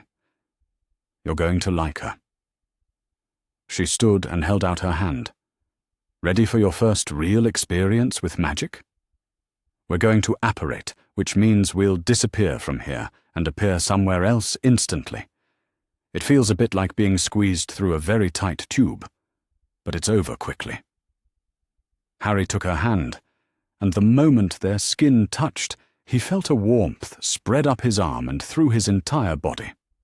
It was like coming in from the cold after being outside too long, like finally being allowed to rest after carrying something heavy for miles. "Hold tight," Tonks said, and the world spun around them in a chaos of color and sensation that lasted just long enough to be disorienting before they landed with a soft thud on solid ground. They were standing in the entryway of a house that was everything Privet Drive was not. Where the Dursleys' home was all sharp corners and pristine surfaces, this place felt warm and lived in. The walls were lined with bookshelves, and the air smelled like tea and old leather and something that might have been magic itself. "Welcome to Grimmauld Place," Tonks said, squeezing his hand gently. "Well, part of it, anyway. Mum has the good section. The rest of the house is rather grim. But we've made our bit quite comfortable." "Harry!" a woman's voice called from deeper in the house, and moments later an older woman with greying brown hair appeared in the doorway. She moved with the same easy grace as Tonks, but her face was more serious, more careworn. When her eyes fell on Harry, they filled with tears. "Oh, my dear boy," she said, and her voice broke slightly. "You look just like them. Just like both of them." "Mum," Tonks said gently, "this is Harry. Harry, this is my mother, Andromeda. She was the one who wrote to you." Andromeda crossed the room in 3 quick strides and enveloped Harry in a hug that was nothing like the stiff, reluctant embraces Aunt Petunia occasionally forced herself to give him. This hug was warm and genuine and fierce, like she was trying to make up for 9 years of missed affection in a single moment. "Welcome home, Harry," she whispered against his hair. "We have so much to tell you, so much to show you. But first, let's get some food in you. You're far too thin, and I suspect you haven't had a proper meal in far too long." As Andromeda led him deeper into the house, Harry caught sight of himself in a mirror hanging in the hallway. For the first time in his life, he was looking at Harry Potter, the wizard. Not Harry Potter, the unwanted burden. The boy in the reflection still had the same messy black hair and too thin frame, still wore glasses that were held together with tape. But something in his eyes was different, something that looked almost like hope. The dining room was cozy and cluttered, with a large wooden table surrounded by mismatched chairs and walls covered with photographs. Harry found himself staring at the pictures in fascination. These weren't the still, lifeless images he was used to. These photographs moved, the people in them waving and smiling and living in their small frames. "Those are wizard photographs," Tonks explained, noticing his amazement. "They capture a bit of life, not just a moment. Look, there's one of your parents from their wedding." She pointed to a frame on the mantelpiece, and Harry's breath caught in his throat. There were his parents, young and laughing and radiantly happy, dancing together while magical lights swirled around them. His father was spinning his mother, and she was laughing with pure joy, her long red hair flying behind her. "They were so happy," Andromeda said softly. "They loved each other so much, and they were both so excited when they found out Lily was pregnant with you. James used to talk for hours about all the things he wanted to teach you, all the places he wanted to show you in the magical world." "What happened to them?" Harry asked, his voice barely above a whisper. "I mean, I know they were murdered, but why? What did they do?" "They stood up to a monster," Tonks said simply. "A wizard called Voldemort who wanted to take over the magical world and rule it through fear and hatred. Your parents were part of a group fighting against him, and he targeted them because of a prophecy that suggested their child, you, might be the one to defeat him." Andromeda sat down across from Harry, her expression grave. "The night he came for your family, your mother died protecting you. Her love created a powerful magical protection that backfired Voldemort's killing curse and destroyed his body. That's why you're famous in the magical world, Harry. You're the boy who lived, the only person to survive the killing curse. But that's also why Dumbledore has been so interested in controlling your life," Tonks continued. "He believes that prophecy means you'll have to face Voldemort again someday, and he's been planning for that confrontation since you were a baby. Everything about your upbringing, everything about keeping you weak and grateful and ignorant, it's all been designed to make you into the perfect weapon for his war." Harry felt the familiar anger rising in his chest, but this time it was clean and focused, rather than the helpless rage he'd felt at the Dursleys. This time he had information, and information was power. "My mother's letter said you have proof," he said. proof about what he's done, about my inheritance, about everything. We do, Andromeda confirmed. Tomorrow, we're taking you to Gringotts Bank to see exactly how much Dumbledore has stolen from you, both in terms of money and knowledge. We're also going to show you your parents' real will, which Dumbledore has been suppressing for 9 years. But tonight, we just want you to rest and eat and be safe. You're with family now, Harry. Real family, who will never let anyone hurt you again. As if summoned by her words, a house elf appeared with a soft pop, carrying a tray laden with food that smelled better than anything Harry had ever experienced. The elf, who introduced himself as Creature, was initially gruff, but warmed up considerably when he learned Harry was a Potter. Master James was always kind to Creature, the elf said, ladling soup into a bowl that seemed to refill itself as soon as Harry took a sip. And Mistress Lily had such gentle hands when she helped in the kitchen. Young Master Harry has their look about him. Yes, he does. The food was incredible. Nothing like the bland, overcooked meals at Privet Drive. There was soup that tasted like it had been simmered for hours, bread that was still warm from the oven, and vegetables that actually had flavour. Harry ate until he felt like he might burst, and even then Andromeda kept pressing more food on him. "You'll stay in Tonks's old room tonight," Andromeda said, as the meal wound down. "Tomorrow we'll take you shopping for some proper clothes. I don't know what those people were thinking, dressing you in those rags, but it ends now." As Tonks led him upstairs to the bedroom that would be his for the night, Harry found himself overwhelmed by the simple kindness of it all. A room that was meant for him, food that was prepared with care, people who spoke to him like he mattered.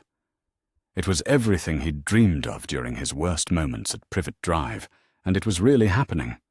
The bedroom was cozy and comfortable, with a window that looked out over a small garden where magical lights danced between the flowers.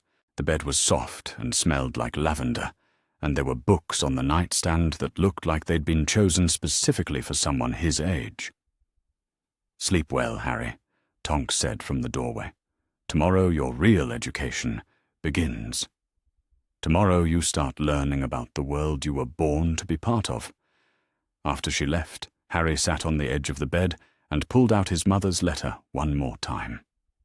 In the warm lamplight of this safe room, surrounded by the love and care of people who actually wanted him, her words took on a new meaning. "Your life belongs to you," she'd written. "Don't let anyone decide your fate for you." For the first time in his life, Harry Potter fell asleep believing that might actually be possible. Harry woke to sunlight streaming through windows that weren't barred, in a bed that was actually comfortable, with the smell of real breakfast cooking somewhere below. For a moment, he lay still, afraid that moving would shatter the illusion, and he'd find himself back in his cramped bedroom on Privet Drive. But the soft sheets beneath his fingers were real. The gentle sounds of a magical household stirring to life were real, and the absence of Uncle Vernon's bellowing was blissfully, wonderfully real. His first night of genuine sleep in 9 years had done more than rest his body. Something deep inside him, something that had been clenched tight with constant vigilance and fear, had finally begun to relax. The change was so profound that when he sat up and caught sight of himself in the mirror across the room, he hardly recognized the boy looking back at him. The same messy black hair, the same green eyes behind taped glasses, the same too-thin frame. But there was something different in his posture, something that hadn't been there yesterday. For the first time in his life, Harry Potter looked like a child who expected good things to happen to him. A soft knock on the door interrupted his thoughts, and Tonks peered around the frame with a grin that reminded him so strongly of the photographs of his father that it made his chest tighten with emotion. "Morning, Harry," she said cheerfully. "Sleep well? Mum's made breakfast, and trust me, you haven't lived until you've had her cooking. She's been up since dawn preparing enough food to feed half of London." The kitchen was warm and bustling, filled with the kind of comfortable chaos that Harry had only ever seen in other people's homes. Andromeda stood at the stove, using her wand to flip eggs, while simultaneously stirring porridge and buttering toast. The casual display of magic made Harry's breath catch. This was what normal looked like in the wizarding world. Magic wasn't something freakish to be hidden and suppressed. It was simply part of daily life. "Good morning, dear," Andromeda said without turning around, somehow knowing he'd entered the room. "I hope you slept well. Breakfast is almost ready, and then we have quite an important day ahead of us." The meal that followed was a revelation. Fresh eggs that actually had flavor, bacon that wasn't burned to a crisp, toast made from bread that hadn't gone stale, and porridge that tasted like it had been sweetened with honey and cream rather than whatever cheap substitutes the Dursleys used. Harry ate with an appetite he hadn't felt in years, marveling at the simple pleasure of food that had been prepared with care rather than resentment. As they ate, Andromeda explained what they would be doing that day.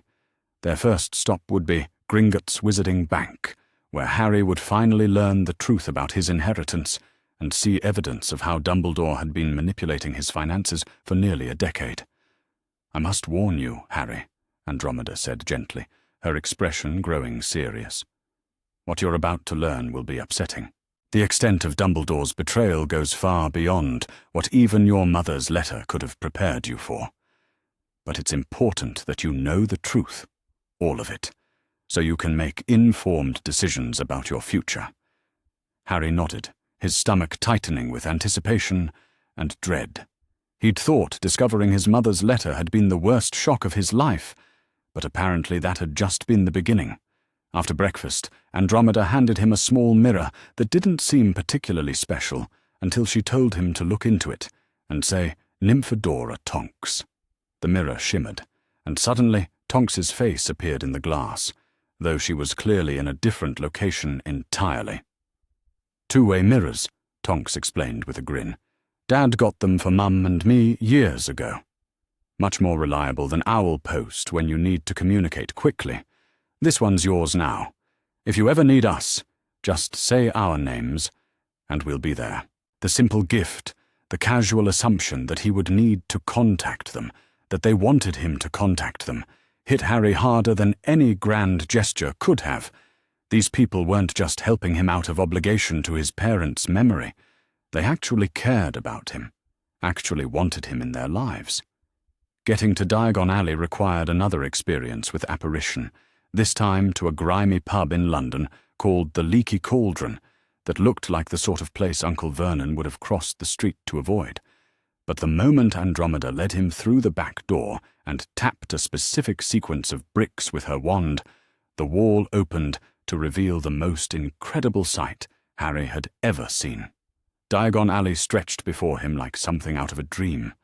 Shops selling everything from spell books to flying broomsticks lined the cobbled street, while wizards and witches in robes of every color imaginable went about their daily business. Owls soared overhead, carrying packages and letters. Children his own age pressed their faces against shop windows, pointing excitedly at displays of magical sweets that moved and sparkled. This was his world. This was where he belonged. The walk to Gringotts took them past shops that made Harry's head spin with wonder. Ollivanders, where wands chose their wizards. Flourish and Blots, packed with more books than Harry had ever seen in one place. Quality Quidditch supplies, where a crowd had gathered to admire the latest racing broom. Every sight was magical in the most literal sense, and Harry found himself wishing he could explore every inch of it. But their destination was the imposing white building at the end of the street, its bronze doors guarded by creatures Harry realized must be goblins. The first goblin he'd ever seen up close was both more and less intimidating than he'd expected. Shorter than a human, but with an unmistakable air of ancient wisdom and barely contained ferocity, the creature examined them with dark eyes that seemed to see straight through to their intentions. "Andromeda Tonks and Harry Potter to see Ragnarok about the Potter accounts," Andromeda said formally, and Harry noticed she spoke with considerably more respect than most wizards seemed to use when addressing the goblins. The goblin's expression shifted when he heard Harry's name, something that might have been sympathy flickering across his sharp features. "Account Manager Ragnarok is expecting you," he said, in a voice like grinding stone. "Follow me." The interior of Gringotts was even more impressive than the outside, all marble and gold and crystal chandeliers that cast rainbow patterns on the walls. Goblins in elegant robes moved between tall desks, conducting business with wizards who spoke in hushed, respectful tones. This was clearly a place of serious money and serious power, and Harry felt suddenly self-conscious in his ill-fitting clothes and broken glasses. The goblin led them through a maze of corridors to an office that was larger and more luxurious than anything Harry could have imagined. Behind an enormous desk, carved from what looked like a single piece of black marble, sat another goblin, this one wearing robes that practically glittered with gold thread. "Mr. Potter," the goblin said, rising from his chair with a formality that made Harry straighten his spine instinctively. "I am Ragnok, account manager for the most ancient and noble house of Potter. It is my honor to finally meet you, though I deeply regret the circumstances that have made this meeting necessary." He gestured to chairs that arranged themselves in front of his desk, and Harry found himself sitting down while trying to process what he'd just heard. Most ancient and noble house of Potter. That sounded important, official, like something that came with responsibilities and expectations he knew nothing about. Ragnok settled back into his chair and fixed Harry with a look that was both kind and deeply angry. "For nearly 10 years I have watched as your accounts have been systematically looted by someone using forged authorization documents. For nearly 10 years, I have been prevented from contacting you by wards that should never have been placed on a miner's vault without proper oversight. Today, finally, we will set the record straight." He opened a ledger that was easily 3 inches thick and bound in what looked like dragon hide. The numbers that appeared on the pages as he flipped through them made no sense to Harry at first. Too many zeros, amounts that seemed impossibly large. But as Ragnok began to explain, the true scope of the theft became clear. "The Potter family vault currently contains approximately 200,000 galleons, the goblin said, his voice carefully neutral. "When your parents died, it contained over 800,000 galleons, plus holdings in various magical businesses and properties. The difference has been withdrawn over the past 9 years, using documents bearing Albus Dumbledore's signature as your magical guardian." Harry's mouth fell open. He'd known the Dursleys had been paid to keep him. His mother's letter had mentioned that. But he'd had no idea the amounts involved were so staggering. 800,000 galleons. He didn't even know what a galleon was worth compared to regular money. But the way Andromeda had gone pale told him it was significant. "Where did the money go?" Andromeda asked, her voice tight with controlled fury. Ragnok turned several more pages, revealing column after column of withdrawals. "Some went to the Dursley family, as your mother suspected. Approximately 10,000 galleons per year, far more than necessary to cover the cost of raising a child, even accounting for expenses. The rest was transferred to various accounts controlled by Dumbledore himself, ostensibly for your future needs, but without any documentation showing what those needs might be." But that wasn't the worst of it, as Harry discovered when Ragnok produced another document from a vault that required 3 different keys to open. This was his parents' actual will, not the simplified version that had been presented to the wizarding public. The will made for devastating reading. Far from the simple guardianship arrangement Harry had been told about, James and Lily Potter had left detailed instructions about his upbringing, specific people they wanted involved in his life, and explicit directions that he should never, under any circumstances, be placed with the Dursleys. "They knew," Harry whispered, staring at the parchment in disbelief. "My parents knew exactly what kind of people the Dursleys were, and they specifically said I shouldn't live with them. More than that," Ragnok said grimly. "They named Sirius Black as your primary guardian, with Andromeda Tonks and Remus Lupin as backup guardians if something happened to Black. They also established a trust fund specifically for your education and well-being, separate from your inheritance, that was meant to ensure you grew up knowing about magic and your family history. None of which had happened, of course. Sirius Black had been sent to prison without a trial, Remus Lupin had been told Harry was safe and happy with relatives, and the trust fund had been frozen under Dumbledore's authority as chief warlock of the Wizengamot. Harry's entire life had been built on a foundation of lies and legal manipulations that had kept him isolated from everyone who might have cared for him properly. There was more. So much more that Harry's head spun trying to take it all in. Properties he owned but had never seen, including a cottage in Godric's Hollow that had been his family's ancestral home, shares in businesses his father had invested in, many of which had grown considerably in value over the past decade. A vault at the French branch of Gringotts that contained his mother's personal effects and journals, including detailed records of the research she'd been doing into magical protections.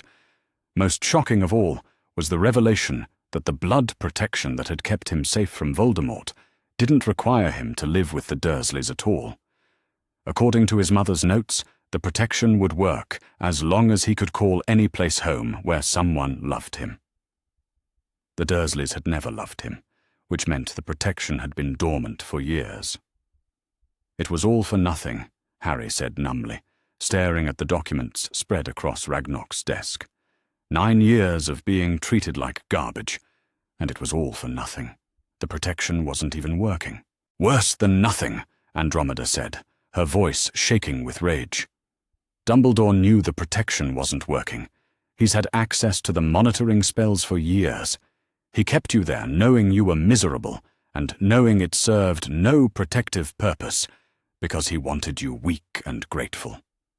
Ragnarok had been watching this exchange with the kind of expression goblins wore when they were contemplating the more creative punishments their kind was known for.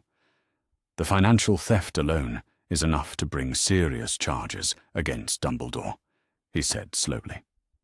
But the manipulation of a minor's living situation through falsified documents and suppressed evidence crosses into territory that even the wizarding world's rather lax child protection laws cannot ignore. He leaned back in his chair, steepling his fingers in a gesture that somehow managed to be both thoughtful and predatory.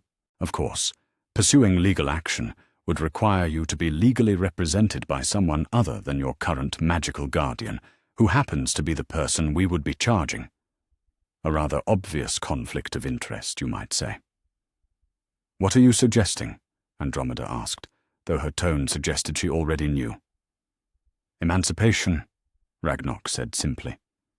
"Mr. Potter is obviously mature enough to understand the scope of what has been done to him, intelligent enough to make informed decisions about his future, and wealthy enough to support himself independently. With the right legal representation, we could have him declared a legal adult within the week." The idea was breathtaking in its simplicity and its implications.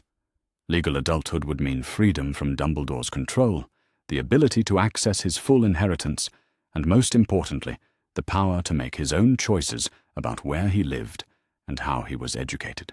But it also meant taking on responsibilities that most children his age couldn't even imagine. "I need to think about this," Harry said slowly, trying to process everything he'd learned. "It's a lot to take in." "Of course it is," Andromeda said gently, reaching over to squeeze his shoulder. "This is exactly the kind of decision your mother wanted you to be able to make for yourself, with full information about your options. Take all the time you need." But even as she said it, Harry found his mind was already working through the implications.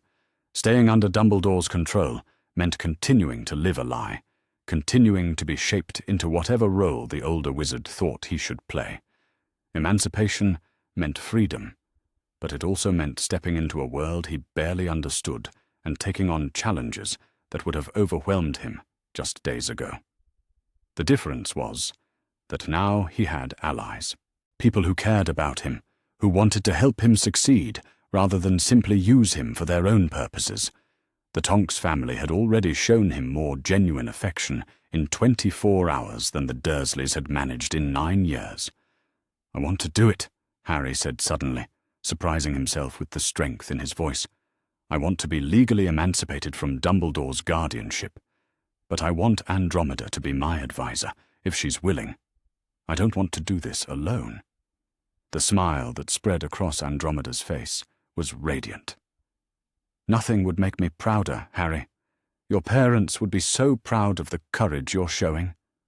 Ragnok's grin revealed teeth that were sharp as knives, but somehow reassuring rather than threatening.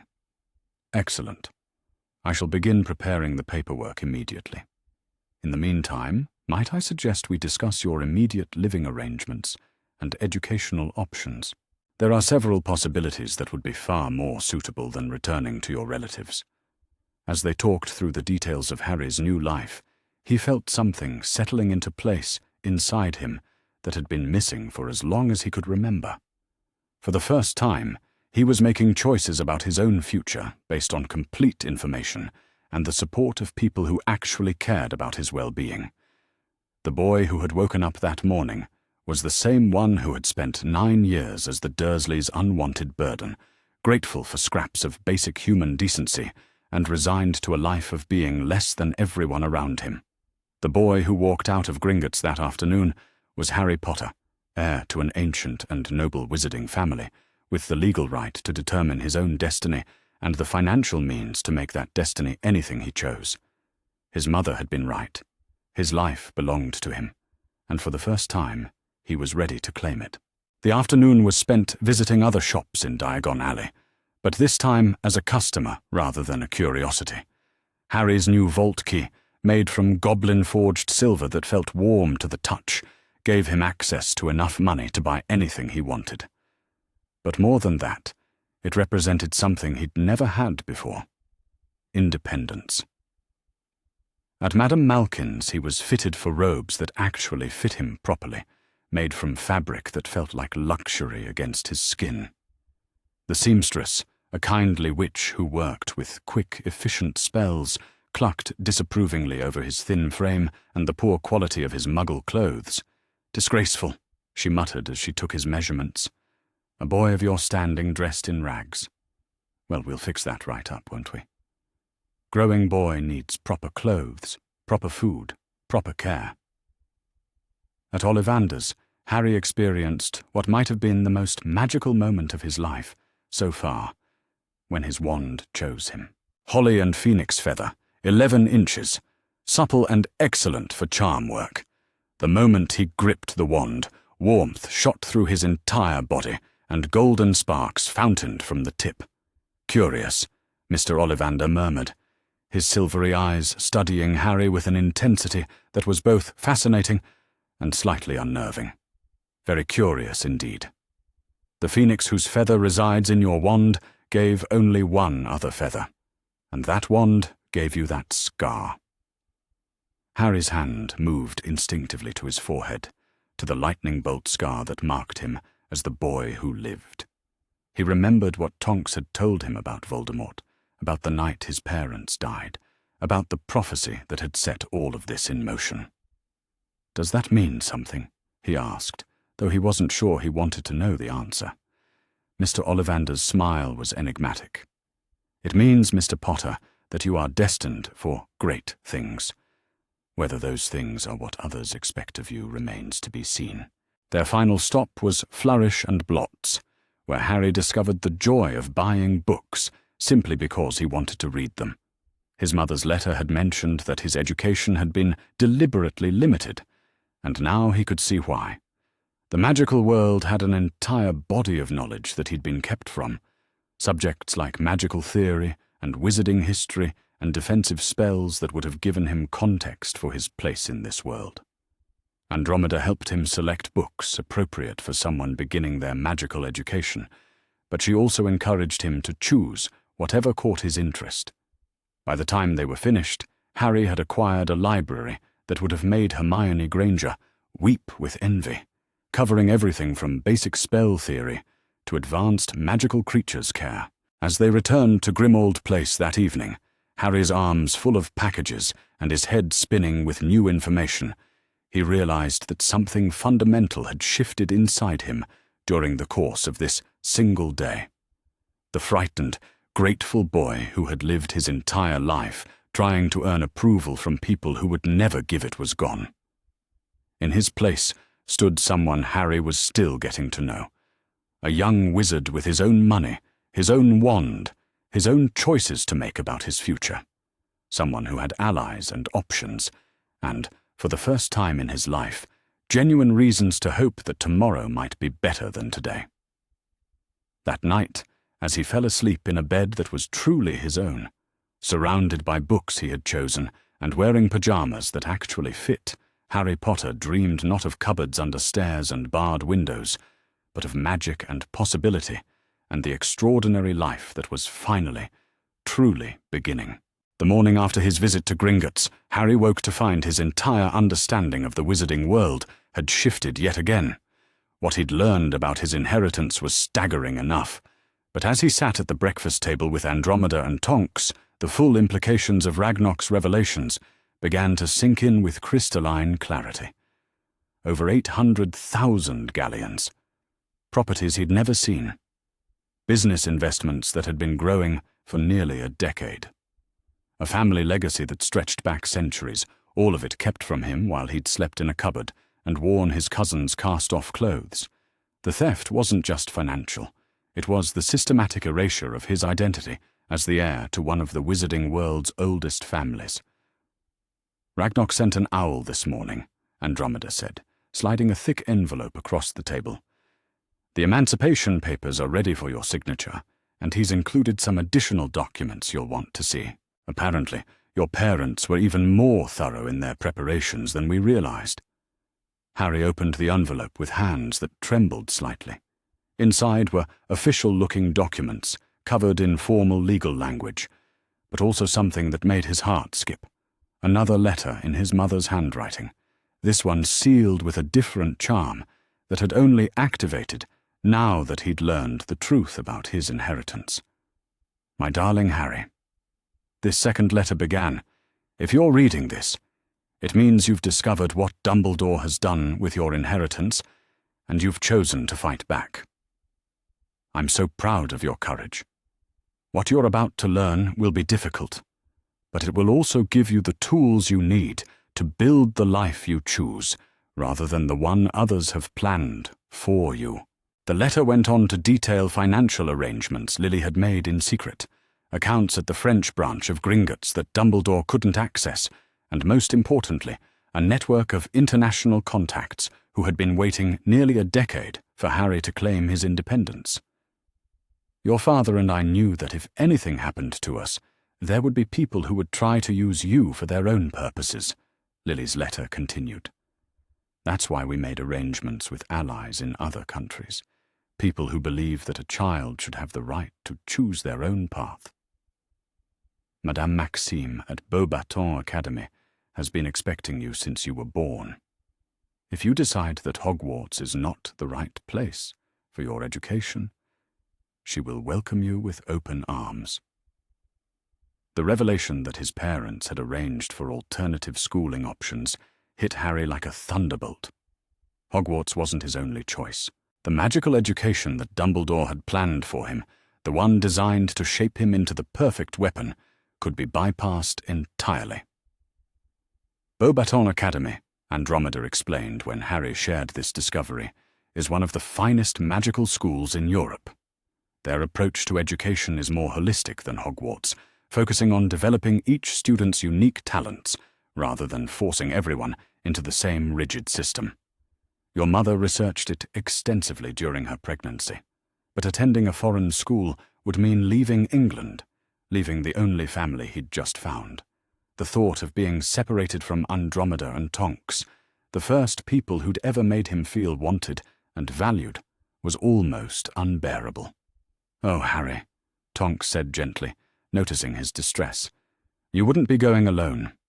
Mum and I have been talking, and we've decided that if you choose Beauxbatons, we'll relocate to France. I've already applied for a position with the French Aura Service, and Mum has contacts at the French Ministry. Your education is more important than our jobs. The casual way she said it, as if uprooting their entire lives for his benefit was the most natural thing in the world, brought tears to Harry's eyes. This was what family was supposed to be like, people who put his well-being above their own convenience, who saw his happiness as worth any sacrifice. The emancipation hearing was scheduled for that afternoon, and Harry spent the morning reviewing legal documents that would fundamentally change his status in the wizarding world. At 9 years old, he would become legally responsible for managing an inheritance worth more than most families saw in a lifetime.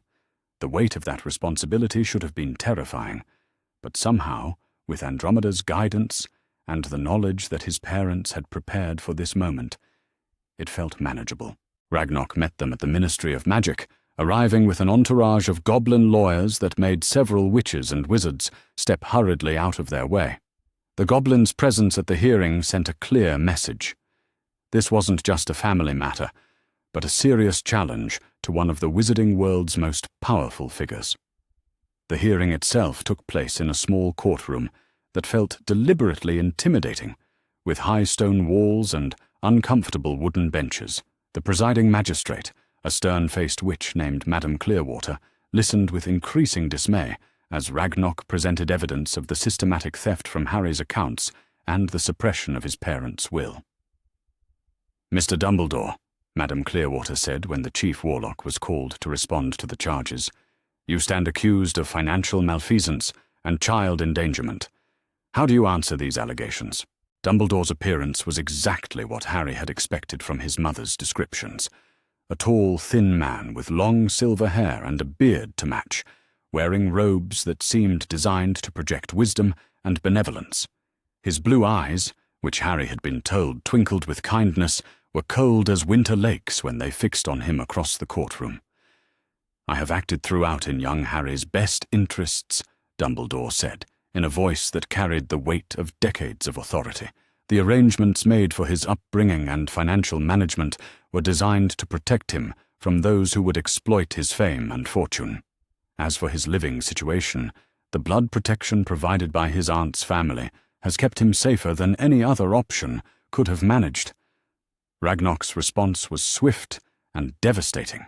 He produced documents showing that Dumbledore had been aware for years that the blood protection was dormant, monitoring charms that proved Harry had been in constant danger from his relatives' neglect and abuse, and financial records that revealed the stolen money had gone not toward Harry's protection, but toward funding Dumbledore's own political projects.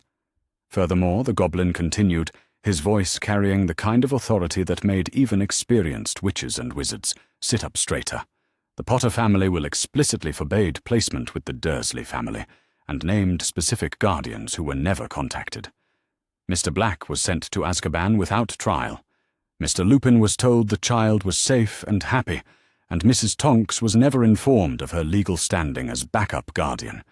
The evidence was overwhelming, and even Dumbledore's considerable political influence couldn't stand against documented proof of financial theft and child endangerment.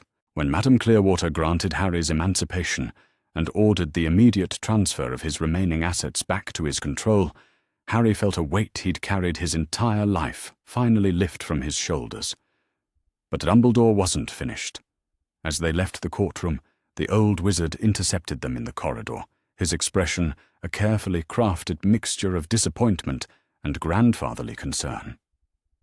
"Harry, my boy," he said, in a voice that managed to be both warm and subtly threatening, "I understand you're angry about the decisions that were made for you, but you must understand they were necessary. There are forces at work in the wizarding world that a child cannot comprehend. Your parents' noble sacrifice gave you a protection that has kept you alive for 9 years. Walking away from that protection now could be fatal." Harry looked up at the man who had controlled every aspect of his life from birth, and instead of the intimidation Dumbledore was clearly expecting, he felt only a cold, clear anger that had been building since he'd first read his mother's letter. "You're lying," Harry said simply, his voice carrying a strength that surprised even him. "The protection stopped working years ago because the Dursleys never loved me. You knew that. You kept me there anyway because you wanted me broken and grateful, ready to die for your cause without asking questions." Dumbledore's carefully maintained expression flickered for just a moment, and in that instant, Harry saw something that chilled him to the bone. Not surprise at being caught, but annoyance that his plans had been disrupted. This wasn't a well-meaning guardian who had made difficult choices for the greater good. This was a man who saw Harry as a tool to be shaped and used. Nothing more. "You don't understand the larger picture," Dumbledore tried again, his voice taking on the compelling quality that had swayed the Wizengamot for decades. "Voldemort will return, and when he does, you will be the only one who can stop him. Everything I have done has been to prepare you for that destiny." "My destiny belongs to me," Harry replied, the words his mother had written burning bright in his memory. "And I choose to face it as Harry Potter, not as your weapon." The confrontation ended there, with Dumbledore's facade finally cracking enough to reveal the cold fury beneath.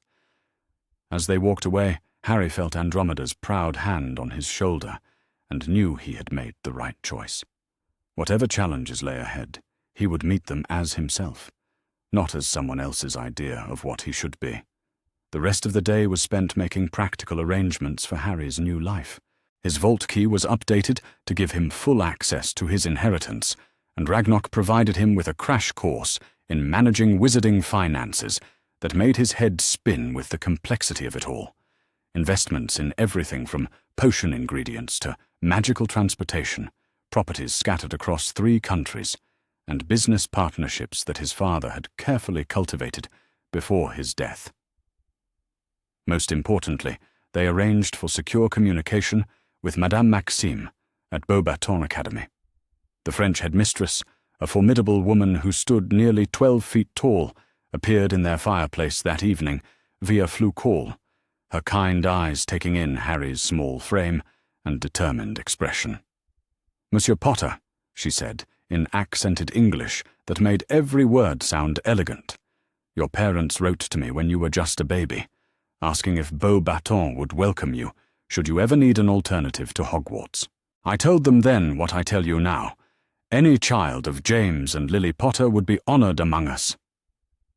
The conversation that followed laid out possibilities that Harry had never imagined.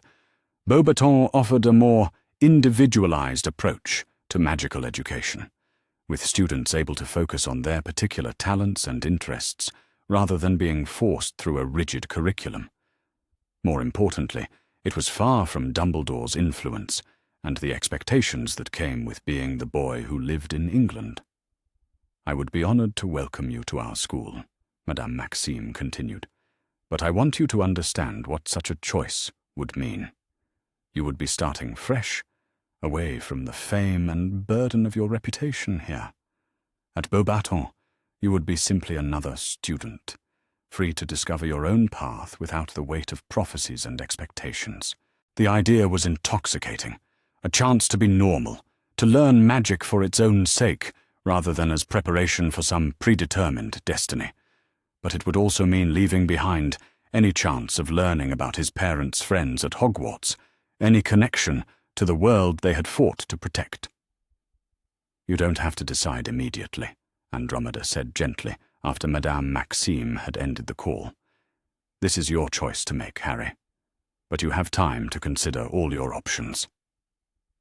That evening, as Harry sat in his comfortable room at Grimmauld Place, surrounded by his new books and possessions, he found himself thinking about the day's revelations. The confrontation with Dumbledore had been both terrifying and liberating, confirming everything his mother's letter had warned him about, while also proving that he had the strength to stand up for himself. The financial independence was staggering in its implications. Never again would he have to depend on anyone else's charity or goodwill for his basic needs. Never again would he have to accept poor treatment because he had nowhere else to go. The vault key in his pocket represented more than money. It represented choices. But perhaps most importantly, the offer from Beauxbatons represented something he had never dared to dream of: the chance to be educated as Harry Potter, the person rather than Harry Potter, the symbol. At Hogwarts, he would always be the boy who lived, expected to fulfill prophecies and meet other people's expectations. At Beauxbatons, He could discover who he actually was beneath all the labels and assumptions. A soft knock on his door interrupted his thoughts, and Tonks peered around the frame with her characteristic grin. "Mind if I come in? I wanted to see how you were handling everything." She settled into the chair beside his bed, her hair shifting from pink to a warm golden color that reminded him of his mother's red locks. "Today was a big day," she said simply. "How are you feeling about all of it?" Harry considered the question seriously. A week ago, he had been nobody, an unwanted burden, counting the days until he could escape the Dursleys and find some small corner of the world where he might be left alone. Now he was heir to a fortune, owner of properties in 3 countries, and being courted by one of Europe's finest magical schools. "It's overwhelming," he admitted. "But it's also the first time in my life I've felt like I had real choices. Everything before this has been other people deciding what was best for me without asking what I wanted." Tonks nodded thoughtfully. "That's what family is supposed to do, you know. Not make choices for you, but give you the information and support you need to make good choices for yourself. Your mum and dad would be so proud of how you handled Dumbledore today." The praise warmed Harry more than any amount of money could have. For the first time in his life, he was being judged not on whether he met other people's expectations, but on whether he was becoming the person he wanted to be. "Whatever you decide about school," Tonks continued, "Mum and I are with you. If you want to stay in England and face whatever comes here, we'll help you do it safely. If you want to go to France and start fresh, we'll make sure you're never alone there either." That night, Harry fell asleep, thinking about possibilities instead of problems, about futures he might choose rather than destinies forced upon him. Somewhere across the Channel, Beauxbatons Academy waited with the promise of education without manipulation, of magic learned for joy rather than warfare. And somewhere in the English wizarding world, Albus Dumbledore was discovering what happened when a carefully laid plan, decades in the making, was disrupted by a 9-year-old boy who had learned to value his own worth more than other people's approval. The game was changing, and for the first time, Harry Potter was playing by his own rules. His mother's final words in that second letter had promised him that this was just the beginning, that the real challenges would come when he started asserting his independence in a world that had specific expectations for the boy who lived. But as Harry drifted off to sleep in his comfortable bed, surrounded by books he had chosen and protected by people who genuinely cared for him, he felt ready for whatever those challenges might be. The scared, grateful child who had lived in the cupboard under the stairs was gone forever. In his place was Harry Potter, heir to a legacy of courage and love, ready to write his own story instead of living out someone else's script. Tomorrow would bring new decisions, new challenges, new opportunities to prove that he was more than the sum of other people's plans for him.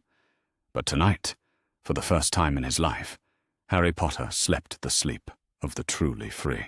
The morning after his emancipation hearing, Harry woke to find the wizarding world had taken notice of his legal victory. The Daily Prophet's front page featured a photograph of him leaving the ministry with Andromeda and Ragnarok, accompanied by a headline that made his stomach clench with anxiety. "Boy who lived emancipated after financial scandal." The article itself was a masterpiece of careful journalism that managed to report the basic facts while dancing around the more explosive implications.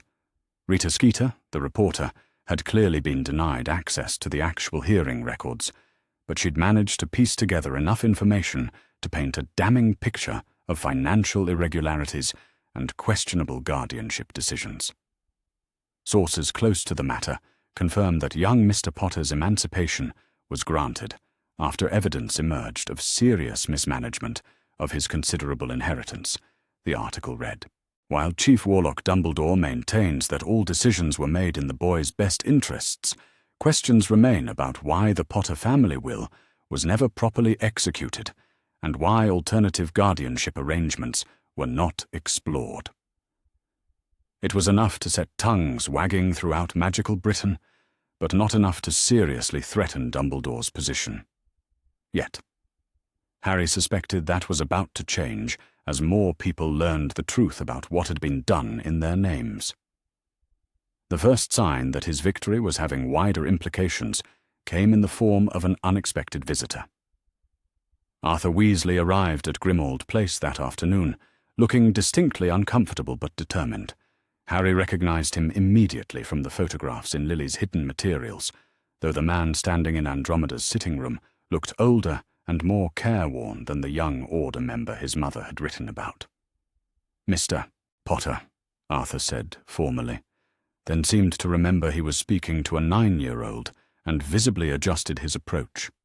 "Harry, I should say. I'm Arthur Weasley. I worked with your parents in the Order of the Phoenix, and I've come to ask for your forgiveness." The admission hung heavy in the air between them. Arthur's hands twisted nervously around the brim of his hat as he continued. "I knew something wasn't right about your placement with the Dursleys.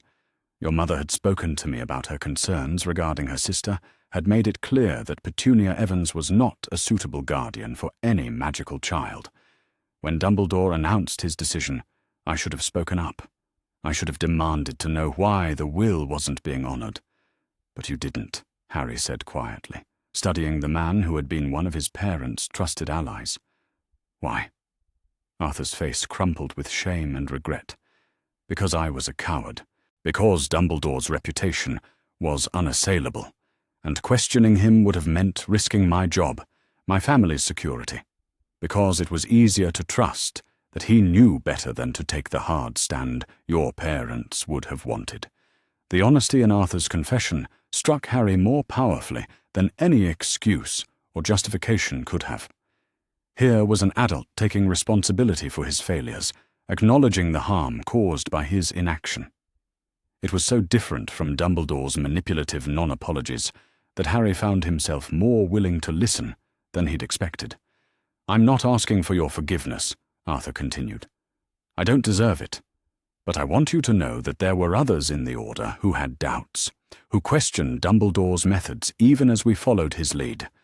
Your parents inspired loyalty not through manipulation, but through their genuine goodness, their willingness to sacrifice for others without asking others to sacrifice for them." He reached into his robes and pulled out a small wooden box that looked old and well cared for. "This belonged to your father. He gave it to me for safekeeping before that last mission. Said if anything happened to him, it should go to his son, when the boy was old enough to understand what it meant." Inside the box was a golden badge that made Harry's breath catch. Head boy, Hogwarts School of Witchcraft and Wizardry. But more than that, nestled beneath the badge was another letter in his father's handwriting, the first he'd ever seen. "Harry," his father had written, "if you're reading this, it means Lily and I didn't survive whatever's coming. I hope you never have to read these words, but if you do, I want you to know how proud I am to be your father. This badge represents something I thought was important once, the achievement of meeting other people's expectations and following the path they laid out for me. I'm giving it to you not because I want you to follow the same path, but because I want you to understand that your worth isn't measured by the roles others assign you." The letter went on to describe James Potter not as the heroic figure of legend, but as a young man who had struggled with the weight of expectations, who had made mistakes and learned from them, who had ultimately chosen love over duty when the two conflicted. It painted a picture of Harry's father as someone who would have understood exactly why his son was choosing his own path rather than the one Dumbledore had planned. "Your mother and I named you Harry because it means ruler of the household," James had written. "Not because we wanted you to rule others, but because we wanted you to be master of your own destiny. Whatever choices you make, whatever path you choose, remember that our love for you is unconditional. You don't have to be the boy who lived or the chosen one or any other label people want to put on you. You just have to be Harry Potter, and that will always be enough for us." By the time Harry finished reading, there were tears streaming down his face. Arthur waited patiently, his own eyes wet with emotion, until Harry carefully folded the letter and looked up. "Thank you," Harry said simply, "for keeping this safe, and for telling me the truth about what happened." Arthur nodded, relief evident in his features. "There's something else you should know. Word of your emancipation is spreading through the Order, and it's causing quite a stir. Some members are questioning other decisions Dumbledore has made over the years, wondering what else we might have overlooked.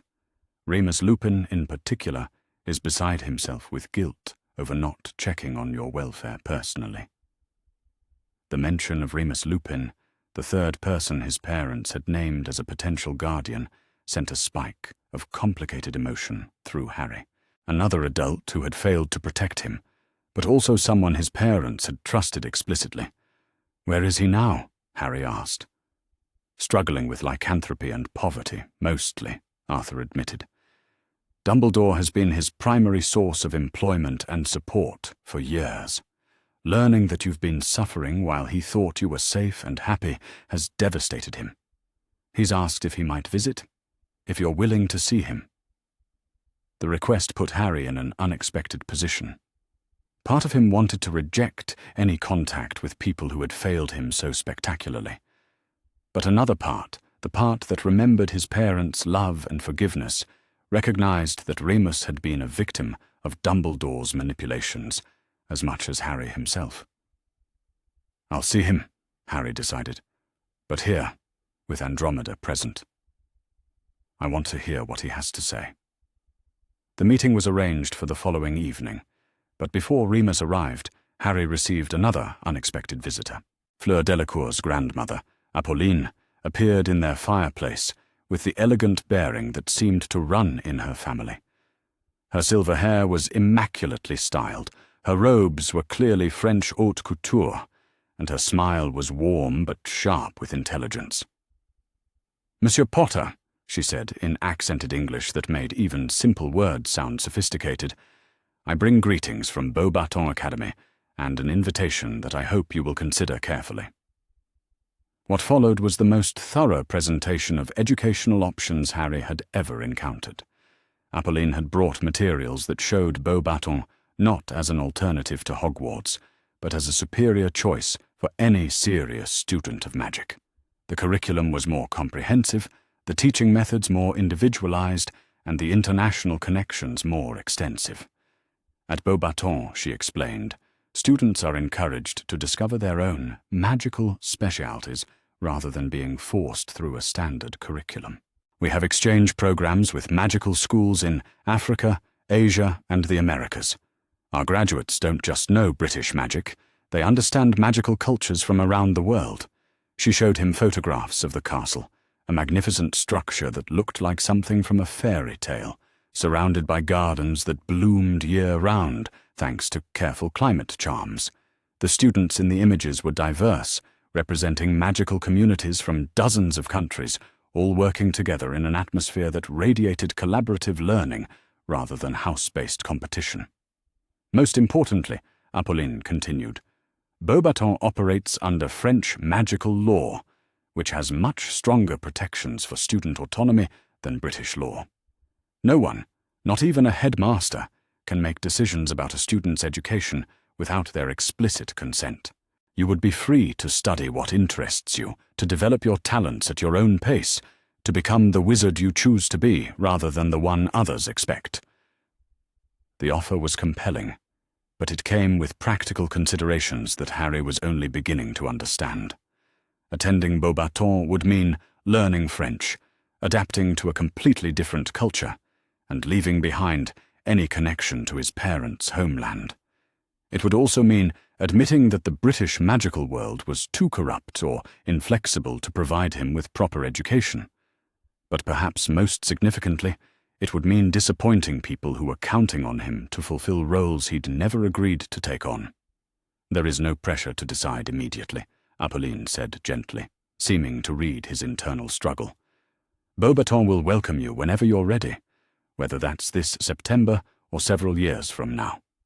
The invitation stands as long as you wish to consider it. That evening, Remus Lupin arrived looking like a man who had aged a decade in the space of a few days. Harry's first impression was of someone who had been broken and badly put back together, held upright by willpower and guilt rather than genuine strength.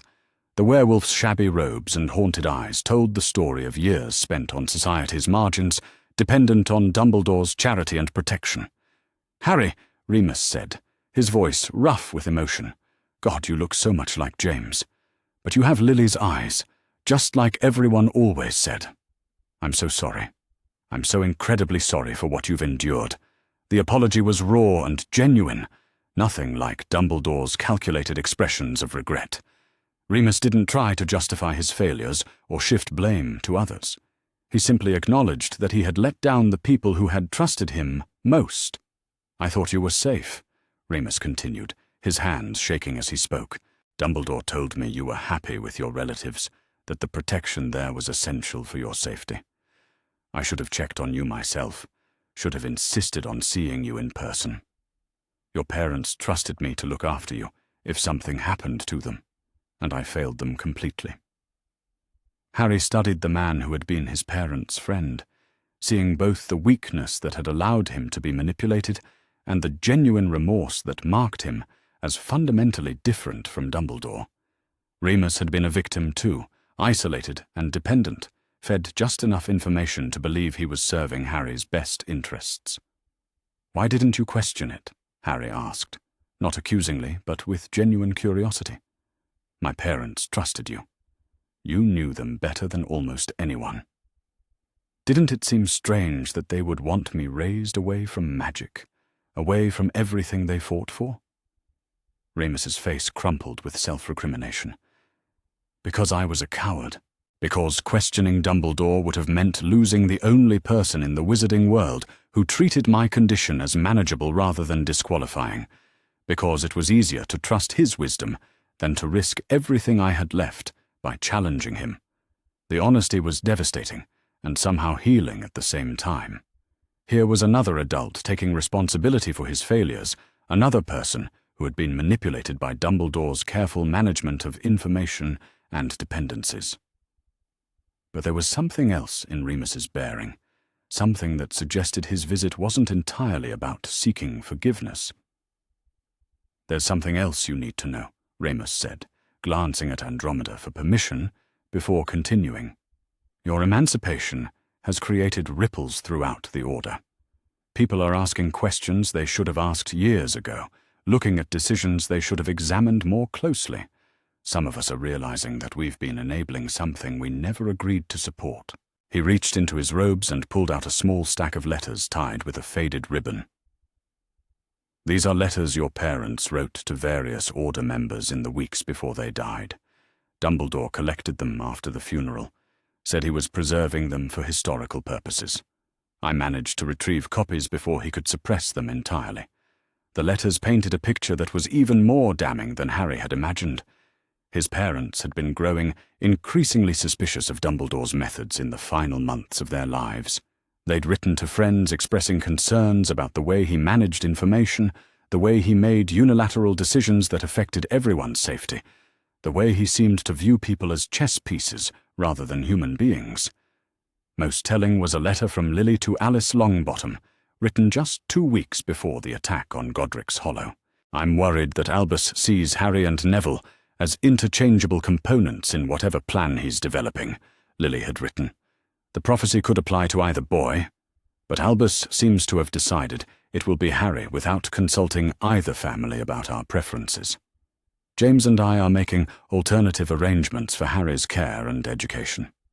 If something happens to us, I want him to have choices that don't depend on Albus's approval." The evidence was overwhelming. His parents had been actively working to protect him from Dumbledore's manipulations even before their deaths. They hadn't just made backup plans. They'd been preparing for a future where their son would need protection from the very people claiming to be his guardians. As the evening wound down and Remus prepared to leave, he made one final confession that shook Harry to his core. "I've resigned from the Order," Remus said quietly. "I can't continue to support an organization that allowed you to suffer while congratulating itself on keeping you safe. If you'll have me, I'd like to help you navigate whatever path you choose. Not as Dumbledore's agent, or as someone trying to fulfill a prophecy, but as someone who loved your parents and wants to honor their memory by protecting their son. The offer was unexpected and overwhelming. Another ally in a war he was only beginning to understand. Another adult who was choosing to support his autonomy rather than trying to control his destiny. That night, as Harry sat in his comfortable room, reviewing the evidence of his parents' final months, he realized that his choice about education was about more than just personal preference. It was about rejecting a system that had failed not just him, but everyone who had trusted it to act in their best interests. Beauxbatons represented more than an alternative school. It represented the possibility of growing up free from the expectations and manipulations that had defined his parents' final years. It represented the chance to become the wizard he chose to be, rather than the one prophecy demanded.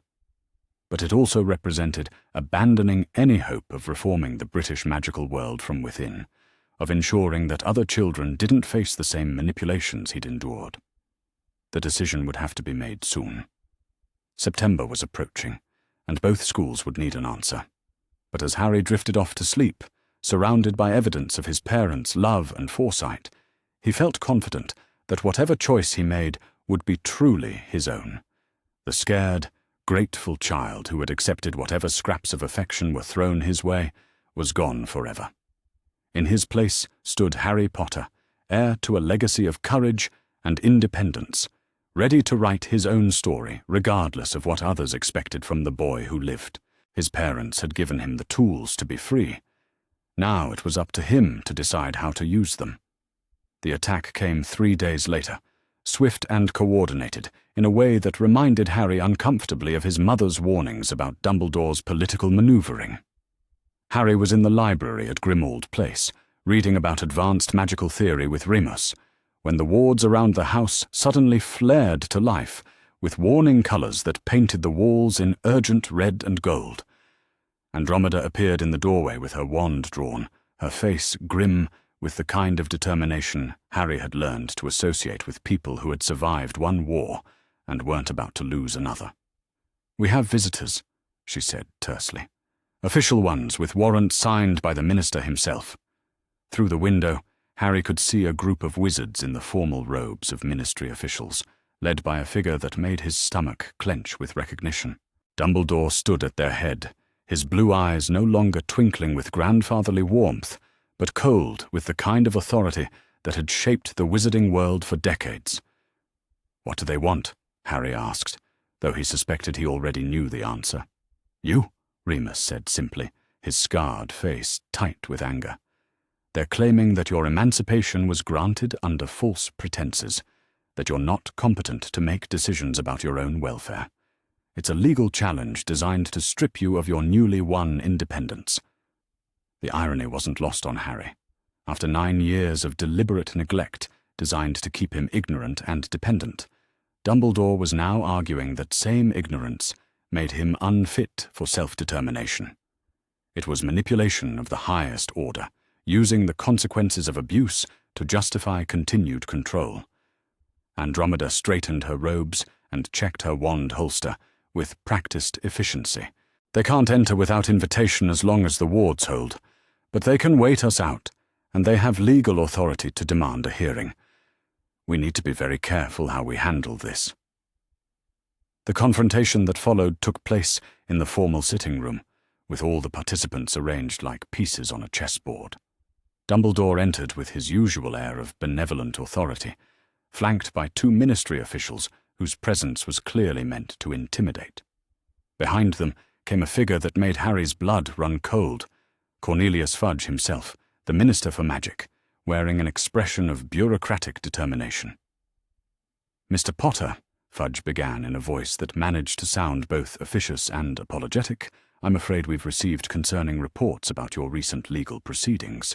There are questions about whether a child of your age can truly understand the implications of emancipation, particularly given your limited exposure to wizarding culture and law Dumbledore stepped forward with the kind of smile that had probably swayed countless political decisions over the decades. Harry, my dear boy, I understand you're angry about the arrangements that were made for your protection. But you must realize that complex magical and political realities are beyond what any 9-year-old can fully comprehend, regardless of how mature they might seem. The patronizing tone was exactly what Harry had expected, but hearing it directed at him in person was still infuriating. This was the voice Dumbledore used when he wanted to sound reasonable, while completely dismissing anyone who disagreed with him. "I understand more than you think," Harry replied, his voice steady despite the anger burning in his chest. "I understand that you stole money from my accounts to fund your political projects. I understand that you kept me with people who abused me, even though you knew the protection wasn't working. I understand that you suppressed my parents' will because it named guardians you couldn't control." Dumbledore's expression flickered with something that might have been surprise before settling back into its practiced mask of concerned wisdom. "You've been fed a very one-sided version of events by people who have their own agenda, Harry. The decisions made regarding your welfare were difficult ones, but they were made with full knowledge of threats you cannot even imagine." "That's exactly the problem," Andromeda interjected, her voice cutting through Dumbledore's rhetoric like a blade. "You made decisions for a child based on threats he wasn't allowed to know about, using information he wasn't permitted to access, while systematically isolating him from anyone who might offer alternative perspectives. That's not protection, Albus. That's indoctrination." The Ministry officials shifted uncomfortably. This was clearly not the simple case of child welfare they'd been led to expect. The evidence spread across Ragnarok's desk just days earlier had been thorough and damning, and even Fudge seemed to recognize that the legal ground beneath their feet was less solid than they'd hoped. But Dumbledore wasn't finished. He'd spent decades building political capital, and he wasn't about to let a 9-year-old boy destroy his carefully constructed legacy without a fight. "Harry," he said, his voice taking on the compelling quality that had swayed the Wizengamot for years, "you must understand that your parents died to protect you. Their sacrifice created a magical protection that has kept you safe for nearly a decade. Walking away from that protection now, when Voldemort's followers are still active, could be signing your death warrant." It was a masterful appeal, combining guilt about his parents' sacrifice with fear for his own safety. The old Harry, the one who had spent 9 years desperate for any scrap of affection or approval, might have been swayed by such arguments. But the new Harry, the one who had his mother's letters and his father's legacy and the support of people who actually cared about his well-being, saw the manipulation for what it was. "You're lying," Harry said simply, and the quiet confidence in his voice seemed to fill the room. "The protection stopped working years ago, because the Dursleys never loved me. You knew that from your monitoring charms. You kept me there anyway because you wanted me broken and grateful, ready to sacrifice myself for your cause without asking inconvenient questions." He stood up, and though he was still small for his age, something in his bearing made every adult in the room take notice. "My mother's letters told me everything I needed to know about your plans for me. She knew you would try to turn me into a weapon, and she made sure I had other choices. The admission that Lily had left letters caused a visible stir among the Ministry officials. This wasn't the simple case of a confused child being manipulated by disgruntled relatives. This was evidence of long-term planning by the victims themselves, preparation for exactly the kind of manipulation they were witnessing. Fudge cleared his throat nervously. "Mr. Potter, while your concerns about your past treatment are certainly valid, the question before us today is whether you're competent to make decisions about your future education and guardianship. The Ministry has a responsibility to ensure that all magical children receive appropriate care and instruction." Harry turned to face the minister directly, and when he spoke, his voice carried the same quiet authority that had characterized his parents in their final letters. "Minister Fudge, I've spent the last week learning more about magic magical lore and magical culture, than I learned in 9 years under Dumbledore's chosen guardianship. I've read my parents' will, reviewed my financial inheritance, and consulted with legal experts about my options. I understand exactly what I'm choosing and why. He gestured to the books scattered across the table, evidence of the education he'd been systematically denied. I've also received a formal offer of admission to Beauxbatons Academy, one of the finest magical schools in Europe. If the British magical system is too inflexible to recognize my right to choose my own education, then perhaps I need to seek that education elsewhere. The threat was delivered calmly, but its implications reverberated through the room like a thunderclap. Harry Potter, the boy who lived, was prepared to leave Britain entirely rather than submit to continued manipulation. The political ramifications would be devastating for everyone involved. Dumbledore's mask finally slipped completely, revealing the cold fury beneath his grandfatherly facade. "You don't understand what you're risking," he said, his voice low and dangerous. "There are prophecies involved, destinies that cannot be avoided simply because you find them inconvenient. Voldemort will return, and when he does, you will be the only one capable of stopping him. Running away to France won't change that." Harry felt a chill run down his spine at the mention of prophecies and destinies, but he also felt a surge of the same determination that had driven his parents to make their final sacrifice. "Maybe the prophecy is real," he said quietly. "Maybe I will have to face Voldemort someday. But if that day comes, I want to face him as Harry Potter, not as your weapon. I want to meet my destiny with proper preparation, real education, and the support of people who see me as a person worth saving rather than a tool worth using." The silence that followed was deafening. Even the ministry officials seemed to recognize that they were witnessing something unprecedented, a child taking control of his own narrative in a world that preferred children to be seen and not heard. Remus chose that moment to step forward, his shabby robes and scarred face marking him clearly as someone who had nothing left to lose. "Minister," he said formally, "I am Remus Lupin, named as backup guardian in James and Lily Potter's will. I hereby formally request that you investigate not only the financial irregularities in Mr. Potter's accounts, but also the systematic suppression of his parents' clearly stated wishes regarding his upbringing." The legal implications of that request sent another ripple through the room.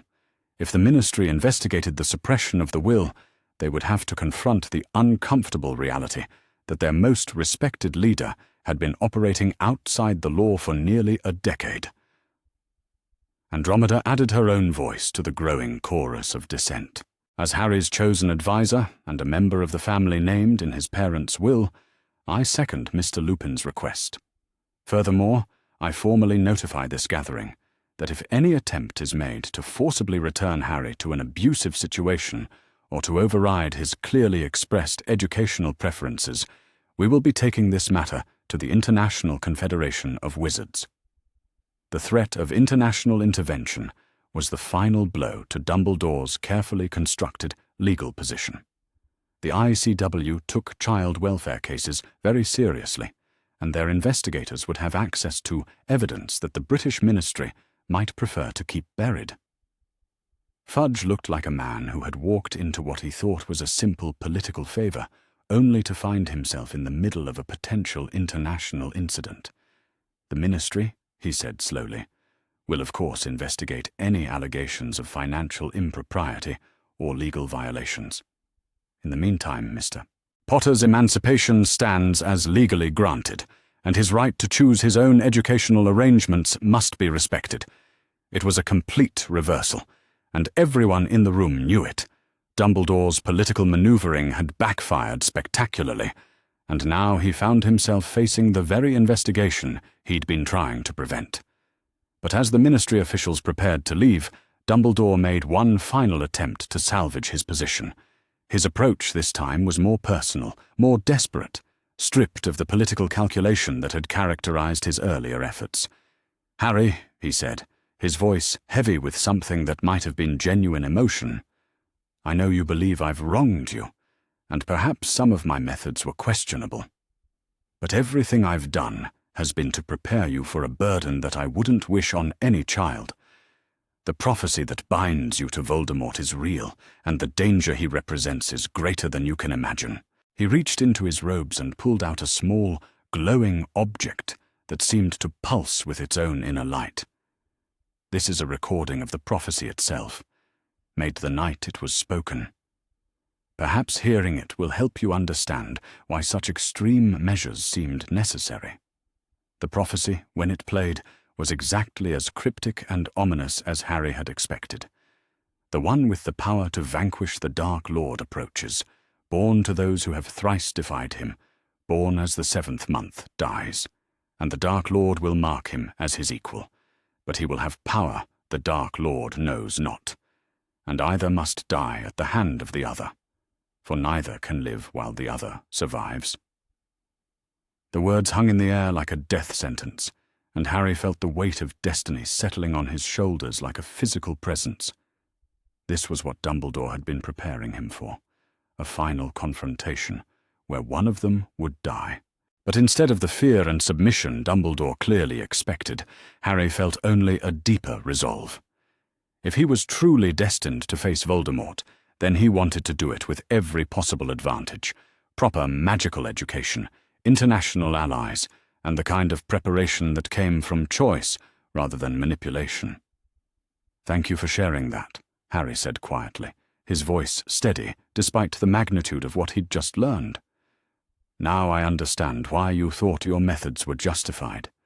But the prophecy says, I'll have power Voldemort doesn't know about. Maybe that power isn't magic or combat skill. Maybe it's the power to choose my own path, to face my destiny as the person I've chosen to become, rather than the weapon you've tried to make me." The philosophical response clearly wasn't what Dumbledore had expected.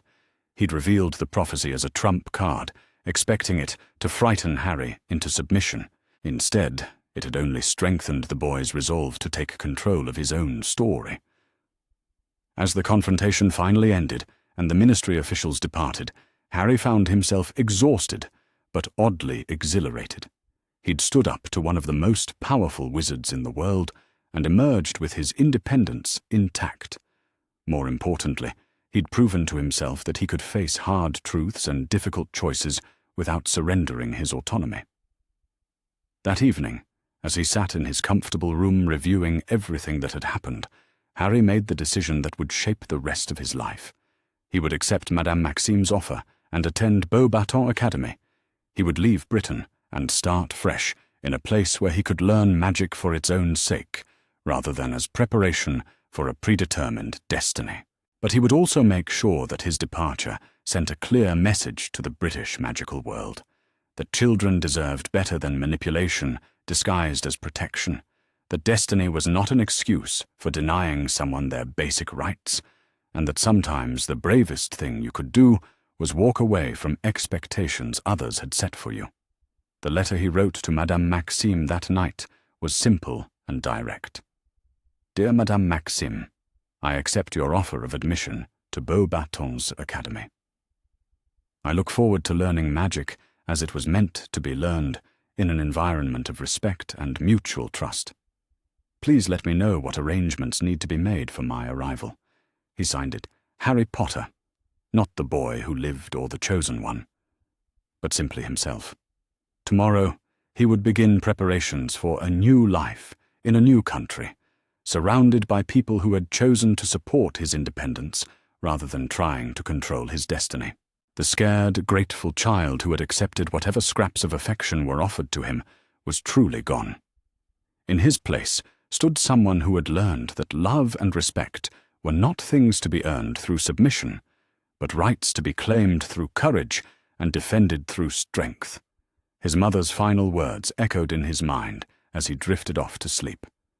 "Your life belongs to you."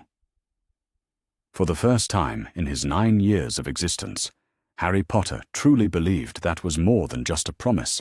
It was a truth he was finally ready to live. The journey to Beauxbatons Academy began at dawn on a crisp September morning, that felt like the first day of Harry's real life. The past month had been a whirlwind of preparation, securing international portkey travel, arranging for his belongings to be shipped to France, and enduring a seemingly endless series of interviews with French ministry officials who needed to approve his transfer from the British magical education system. Through it all, Andromeda and Tonks had been constant sources of support and encouragement. True to their word, they had relocated to a charming house in the French countryside, close enough to Beauxbatons that Harry could visit on weekends while still maintaining his independence as a boarding student.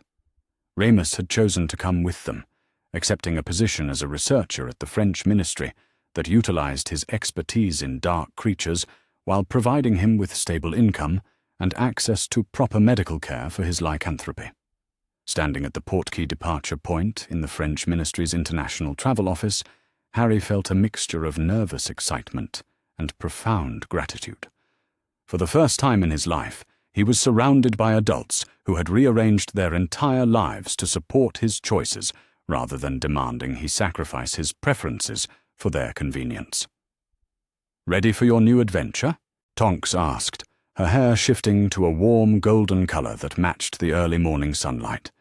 She'd been experimenting with more subtle changes lately, having learned that her metamorphmagus abilities were considered quite remarkable, even by French magical standards.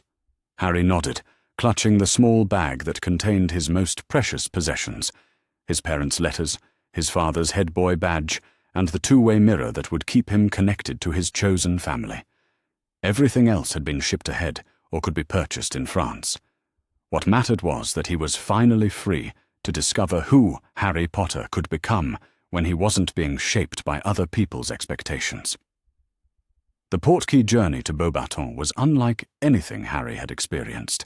Instead of the nauseating spin of British magical transport, French portkeys seemed to work by gradually shifting the traveller between locations, creating a dreamy transition that felt more like floating than falling. When they arrived at the academy's gates, Harry's first glimpse of his new school took his breath away. Beauxbatons was everything the photographs had promised, and more. The castle seemed to grow from the landscape itself, its pale stone walls and delicate spires creating an impression of ethereal beauty that made Hogwarts look crude and fortress-like by comparison. Gardens stretched in every direction, filled with flowers that bloomed in impossible combinations, and trees whose leaves shifted color with their moods. The very air seemed to shimmer with magic that was elegant and refined rather than wild and unpredictable. "Bienvenue à Beauxbatons," said a warm voice behind them, and Harry turned to see Madame Maxime approaching with her characteristic grace. Despite her imposing height, everything about the headmistress radiated welcome and genuine pleasure at his arrival. "Monsieur Potter, we are so honored to welcome you to our academy. I hope you will find here the education and freedom your parents wished for you." The welcome ceremony was a revelation in itself. Instead of being sorted into competing houses, new students at Beauxbatons were invited to choose their own academic focuses and living arrangements. Harry found himself in a comfortable dormitory with 3 other international students. Pierre, a shy boy from Quebec, whose family had fled British magical persecution. Dimitri, a cheerfully boisterous young wizard from Bulgaria, whose parents were both magical historians, and Chen, whose parents were diplomatic attachés from the Chinese Ministry of Magic. What struck Harry immediately was the diversity of the student body. Unlike Hogwarts, which drew primarily from British magical families, Beauxbatons attracted students from across Europe, Africa, and the Americas. The common areas buzzed with conversations in dozens of languages, and the curriculum reflected this international perspective with courses in comparative magical cultures, international magical law, and diplomatic protocol, alongside traditional subjects like transfiguration and potions. His first class was Advanced Magical Theory with Professor Dubois, a dignified wizard whose approach to magic was entirely different from anything Harry had expected. Instead of memorizing wand movements and incantations, students were encouraged to understand the underlying principles that made magic work. the theoretical frameworks that connected different branches of magical study. Magic, Professor Dubois explained in accented English, is not a collection of separate skills to be mastered in isolation. It is a unified field of energy and intention that responds to both conscious will and unconscious desire. Understanding this unity is essential for any wizard who wishes to advance beyond basic spell work to true magical mastery. The class spent their first session not casting spells, but discussing the philosophical implications of magical theory. Harry found himself engaged in conversations about the nature of consciousness, the relationship between magic and emotion, and the ethical responsibilities that came with magical power. It was intellectually stimulating in a way that his brief glimpse of Hogwarts curriculum had never suggested was possible. But it was his second class that truly opened Harry's eyes to the possibilities of his new education. Practical defense with Professor Laurent was unlike anything the British magical education system offered. Instead of focusing solely on combat spells and dueling techniques, the course covered magical security, diplomatic protection, healing under fire, and most importantly, the psychological preparation needed to face real danger without losing one's moral compass. Young wizards and witches, Professor Laurent began, her voice carrying the authority of someone who had clearly seen real combat. Magic can be used to harm or to heal, to enslave or to liberate, to create or to destroy. The power you develop here will define not only what you can do, but who you choose to become. Our responsibility is to ensure that when you leave this academy, you are prepared to use your abilities wisely and ethically, regardless of what challenges you may face. The practical exercises that followed were designed not just to teach defensive spells, but to develop the kind of strategic thinking and moral reasoning that would serve students well in any crisis. Harry found himself working through scenarios where the right choice wasn't always obvious, where protecting innocent people might require difficult decisions and personal sacrifice. What impressed him most was that the professors seemed genuinely interested in his thoughts and opinions. Instead of being expected to memorize approved answers, he was encouraged to develop his own understanding of complex issues. When Professor Laurent asked the class to discuss the ethics of using unforgivable curses in defense of innocence, Harry's response was treated with the same respect as those of students several years older than him. The academic rigor was demanding, but never overwhelming. Unlike the competitive atmosphere he'd heard described at Hogwarts, Beauxbatons encouraged collaboration and mutual support among students.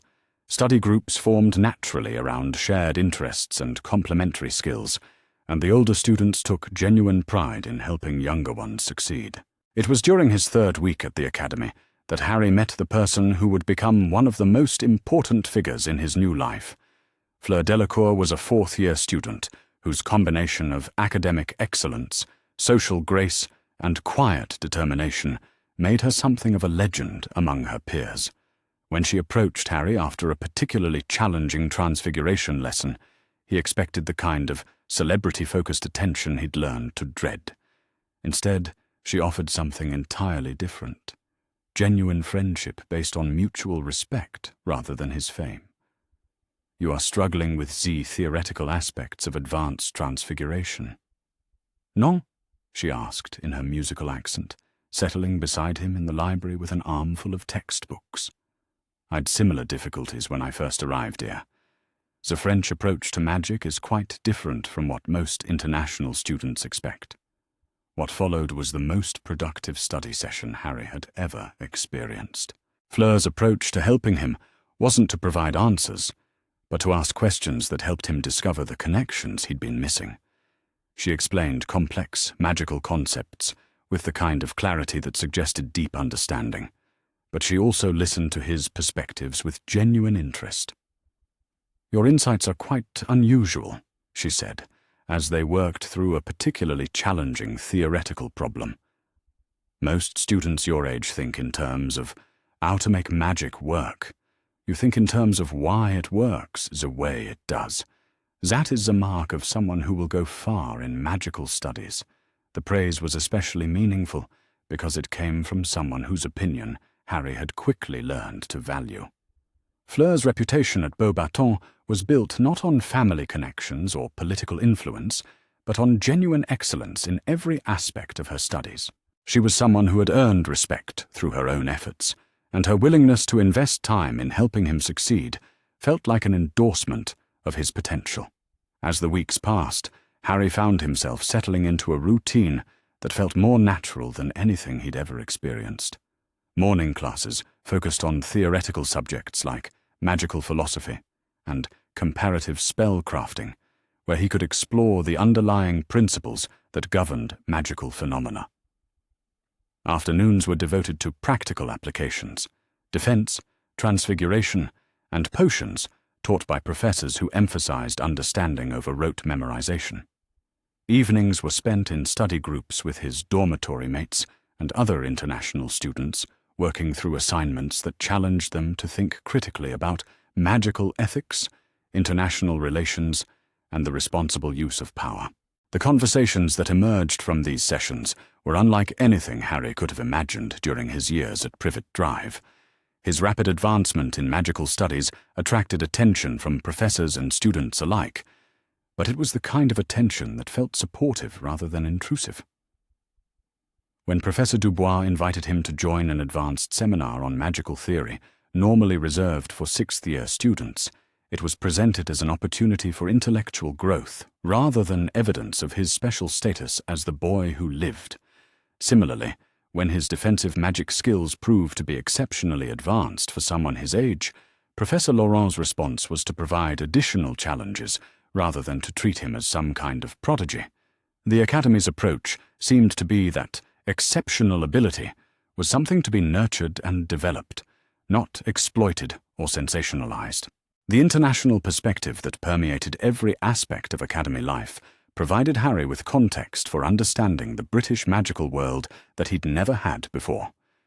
In comparative magical governance, he learned that Britain's approach to magical education and child welfare was considered quite backward by most international standards. The idea that a child could be placed with abusive relatives for political reasons, or that a school headmaster could make unilateral decisions about students' futures, was seen as evidence of a system that prioritized institutional authority over individual rights. This broader perspective helped Harry understand that his decision to leave Britain wasn't a personal failing or an act of cowardice. It was a rational response to a system that had failed to protect his basic rights as a child. The validation was both reassuring and empowering, confirming that his choice to seek education elsewhere had been the right one. His relationship with Fleur deepened as the term progressed, evolving from academic collaboration to genuine friendship. She was someone who understood the pressures of being noticed and commented upon, having dealt with attention from her Vila heritage since childhood. But more than that, she was someone who valued intellectual curiosity and moral courage over fame or social status. Their conversations ranged across every subject imaginable, from magical theory to philosophy to their shared experiences as students navigating expectations they'd never asked to carry. Harry found himself sharing thoughts and feelings he'd never been able to express before, encouraged by Fleur's thoughtful responses and genuine interest in understanding his perspective. She, in turn, shared her own struggles with being reduced to her Vila heritage, with people assuming that her academic success was somehow less meaningful because of her supernatural beauty. The parallels between their experiences, the way people focused on what they were rather than who they were, created a bond that went deeper than typical teenage friendship. When the first-term examinations arrived, Harry approached them with confidence that would have been impossible just months earlier. The comprehensive assessment covered not just factual knowledge, but the ability to apply theoretical principles to novel situations, to think creatively about magical problems, and to articulate ethical reasoning clearly and persuasively. His results exceeded even his own optimistic expectations.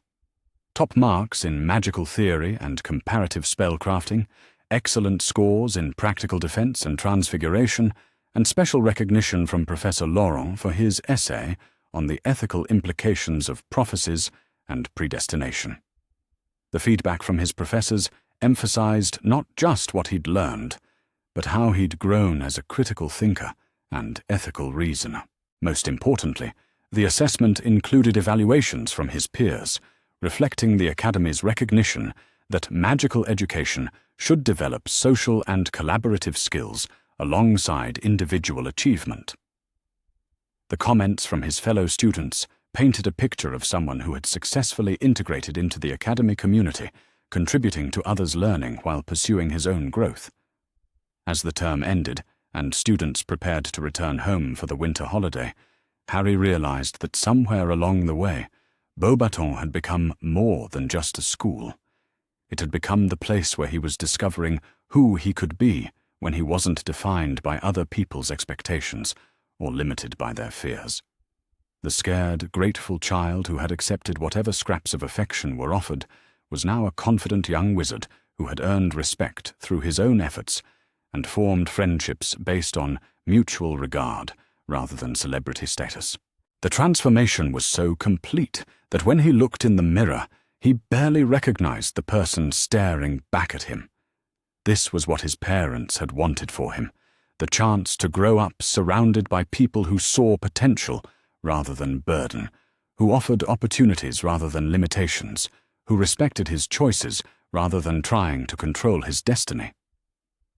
The letters he wrote to Andromeda and Tonks that evening were filled with gratitude and excitement for the future.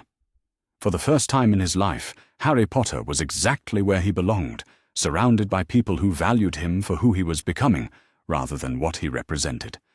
And the best part was that this was only the beginning of the journey he'd chosen for himself. His real education was just getting started, and the possibilities seemed limitless.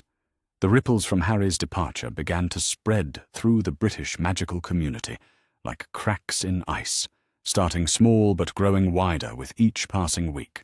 What had begun as whispered conversations in Diagon Alley about the boy who lived choosing foreign education had evolved into something far more significant, a fundamental questioning of the assumptions that had governed magical Britain for decades.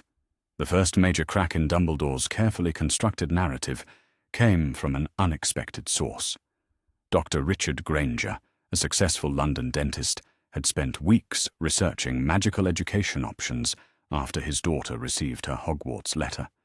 What he discovered in that research made him profoundly uncomfortable with the idea of sending 11-year-old Hermione to a school where children were sorted into competing houses, where dangerous creatures were kept as teaching aids, and where the headmaster apparently had the authority to make unilateral decisions about students' welfare without parental input. The Grangers' investigation had been thorough and methodical, approaching magical education with the same careful analysis they would apply to any major decision affecting their child's future. What they found was a system that seemed designed more for institutional convenience than student well-being, governed by traditions that prioritized conformity over individual development.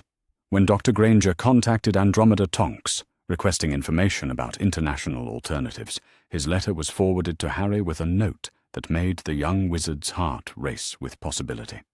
Here was another family questioning the British magical establishment, another child who might have the chance to choose her own educational path. The correspondence that followed introduced Harry to someone who would become one of his closest friends and most valued collaborators. Hermione Granger's letters revealed a mind that approached magic with the same systematic curiosity that Harry had developed during his time at Beauxbatons, combined with a passionate commitment to justice that reminded him powerfully of his mother's writings. Dear Harry, her first letter began, "I hope you don't mind the intrusion, but my parents obtained your address from Mrs. Tonks when they were researching alternatives to Hogwarts. I've read everything I can find about your situation, and I wanted to tell you how brave I think you were to stand up for your right to choose your own education." The letter went on to describe Hermione's own research into magical education, her growing concerns about the British system, and her family's decision to explore options that would allow her to receive a magical education while maintaining the critical thinking skills and ethical framework her parents had worked so hard to instill. "My parents are terrified of sending me into a world they don't understand," she wrote with characteristic directness. "But they're even more terrified of sending me to a school where I'll be expected to accept authority without question, where asking inconvenient questions might be seen as disloyalty rather than intellectual curiosity." Harry's response was immediate and enthusiastic. Here was someone who understood exactly why he'd made the choices he had, someone whose parents were putting her interests ahead of social pressure and institutional expectations. When he shared Hermione's letter with Fleur, his friend's reaction was equally positive. "She sounds formidable," Fleur said, with a grin that suggested she was looking forward to meeting someone who might challenge her own academic supremacy. "And her parents sound like they actually understand what education should accomplish. We should invite her to visit the academy." The invitation, when it came, was everything the Grangers could have hoped for. Madame Maxime personally welcomed them to Beauxbatons for a week-long visit that would allow Hermione to attend classes, meet students and faculty, and experience firsthand the kind of education the academy offered. Hermione's arrival at Beauxbatons in late November was like watching a flower bloom in fast forward. Within hours of her first class, she was engaged in animated discussions about magical theory that impressed even the most demanding professors. Her questions were penetrating, her observations insightful, and her enthusiasm for learning absolutely infectious. But what struck Harry most was how quickly she adapted to the collaborative atmosphere that defined academy life. Unlike the competitive environment she'd expected at Hogwarts, Beauxbatons encouraged students to work together, to share knowledge freely, and to celebrate each other's successes rather than treating them as threats. "This is what education should feel like," Hermione said on her third day, as she, Harry, and Fleur worked through a complex transfiguration problem together. Learning for the joy of understanding rather than the fear of falling behind. Growing as a person rather than just accumulating facts.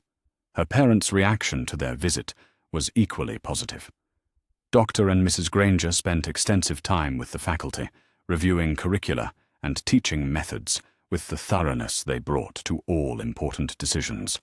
What they found was a school that treated students as individuals with unique talents and interests, rather than raw material to be shaped according to institutional needs. "The academic standards are certainly rigorous," Dr. Granger observed during a meeting with Madame Maxime, "but the approach is so much more holistic than what we've seen described of British magical education. The emphasis on ethical reasoning and international perspective seems designed to produce thoughtful citizens rather than just powerful wizards." Madame Maxime's response revealed the fundamental difference in educational philosophy that separated Beauxbatons from Hogwarts. "At this academy," she said in her elegant accent, "we believe that magical power without wisdom is dangerous, and wisdom without compassion is worthless. Our students learn not just how to use magic, but when they should use it, and why they might choose not to." The Grangers' decision to transfer Hermione to Beauxbatons was announced just before the Christmas holidays, sending shockwaves through the British magical community that were felt all the way to the highest levels of government. Here was a Muggle-born family, the very people the magical world claimed to be protecting and welcoming, rejecting Hogwarts in favor of foreign education. The Daily Prophet's coverage was predictably sensational, but even Rita Skeeter seemed to recognize that this was more than just another eccentric educational choice. The article, headlined, "Second Student Chooses Foreign School Over Hogwarts," raised uncomfortable questions about what message these departures sent about British magical education. More concerning for the established order were the letters that began appearing in the Prophet's opinion section. Parents expressing doubts about educational policies they'd never questioned before, former students sharing their own negative experiences with institutional authority, and international observers commenting on Britain's increasingly isolated position in the magical world. The most devastating critique came from an unexpected source, Bathsheba Babbling, the ancient runes professor at Hogwarts, who published a carefully worded but scathing analysis of British magical education in the International Journal of Magical Pedagogy.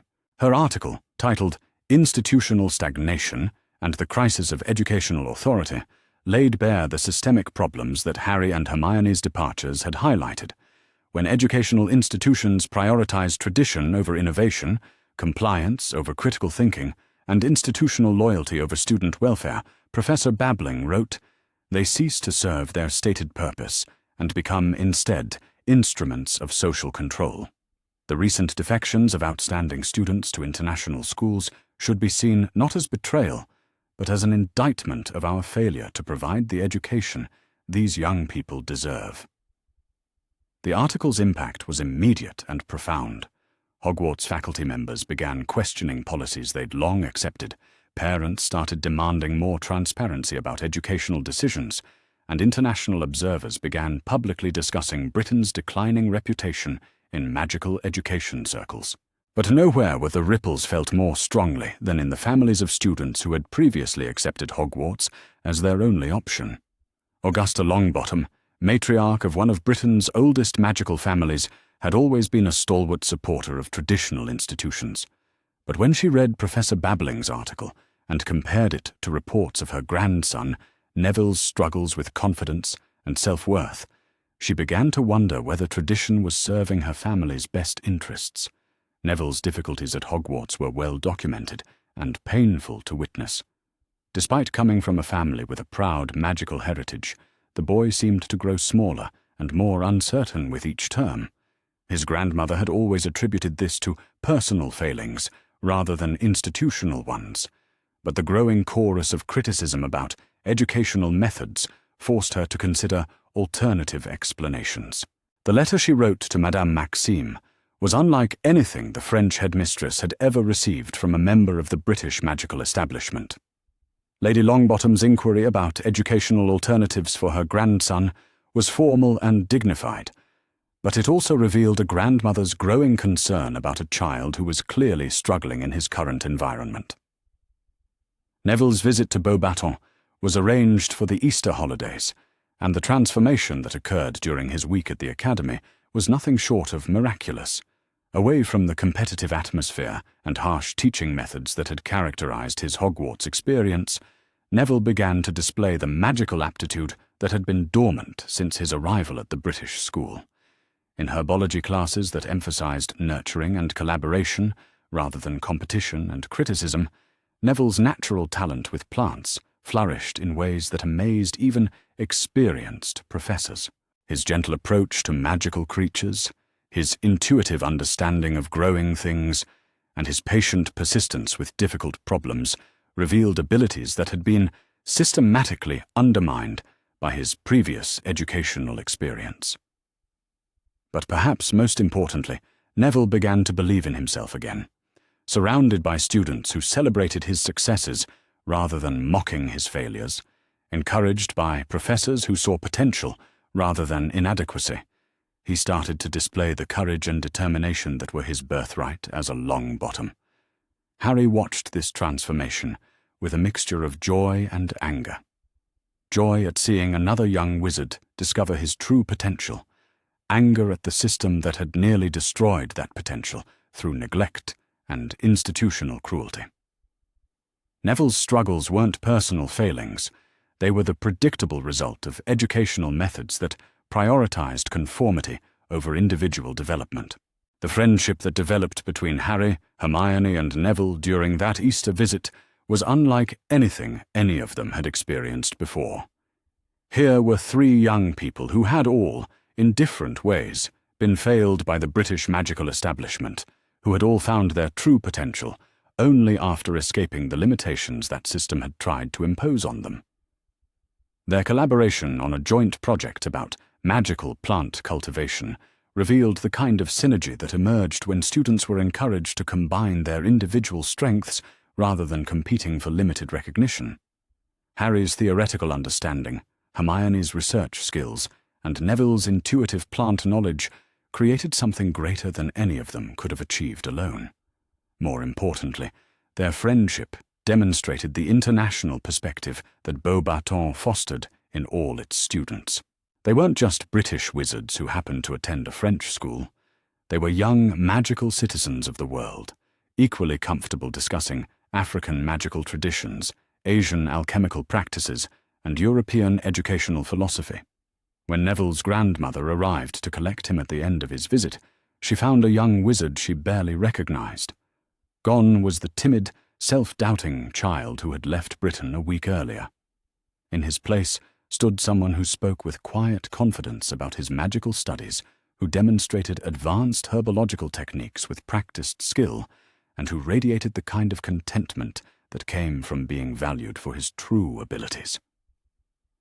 Lady Longbottom's decision to transfer Neville to Beauxbatons was announced in a formal letter to the Daily Prophet that sent shockwaves through the highest levels of magical society. Here was a member of the Sacred 28, a family whose loyalty to British magical institutions had never been questioned, publicly rejecting Hogwarts in favour of foreign education. The letter itself was a masterpiece of dignified criticism that managed to devastate the British educational establishment without ever raising its voice. After careful observation and consultation with educational experts, Lady Longbottom wrote, "I have concluded that my grandson's educational needs are better served by an institution that recognizes and nurtures individual talents rather than attempting to force all students through a uniform system that serves some well and others poorly." The political implications were staggering. If the Longbottoms, one of the most traditionally conservative magical families in Britain, were questioning educational institutions, what did that say about the broader health of the magical establishment? How many other families were having similar doubts but lacked the courage or resources to explore alternatives? The answer came in the form of a flood of inquiries to Beauxbatons from British families who had never previously considered international education. Some were motivated by academic concerns like the Grangers, others by social issues like the Longbottoms, and still others by the simple recognition that their children deserved better than what they were currently receiving. Each inquiry represented a crack in the foundation of assumptions that had supported British magical society for generations. The idea that British magical education was automatically superior, that questioning institutional authority was somehow disloyal, that tradition was more important than effectiveness. All of these beliefs were being challenged by families who were putting their children's welfare ahead of social expectations. Dumbledore's response to these developments was predictably calculated and manipulative. In a series of carefully placed interviews and public statements, he portrayed the departures as the regrettable result of families being misled by foreign influences, young people making decisions they didn't fully understand, and a temporary crisis of confidence that would soon resolve itself. But his efforts to control the narrative were increasingly unsuccessful. Too many respected families had made the same choice, too many credible voices had raised similar concerns, and too much evidence had emerged about the systematic problems within British magical education for his explanations to carry their previous weight. The most damaging blow came when several current Hogwarts students began speaking publicly about their own experiences with institutional indifference and educational inadequacy. Their testimonies, published in various magical publications, painted a picture of a school that had coasted on its reputation for too long while failing to adapt to changing educational needs. As the spring term at Beauxbatons drew to a close, Harry found himself at the center of something he had never intended to create, a movement for educational reform that was spreading throughout the magical world. The quiet decision of a 9-year-old boy to choose his own educational path had somehow evolved into a fundamental challenge to the assumptions that governed magical society. But what pleased him most wasn't the political impact of his choices. It was the personal transformation he witnessed in friends like Hermione and Neville, young people who were discovering their true potential in an environment that celebrated their individual gifts rather than trying to force them into predetermined molds.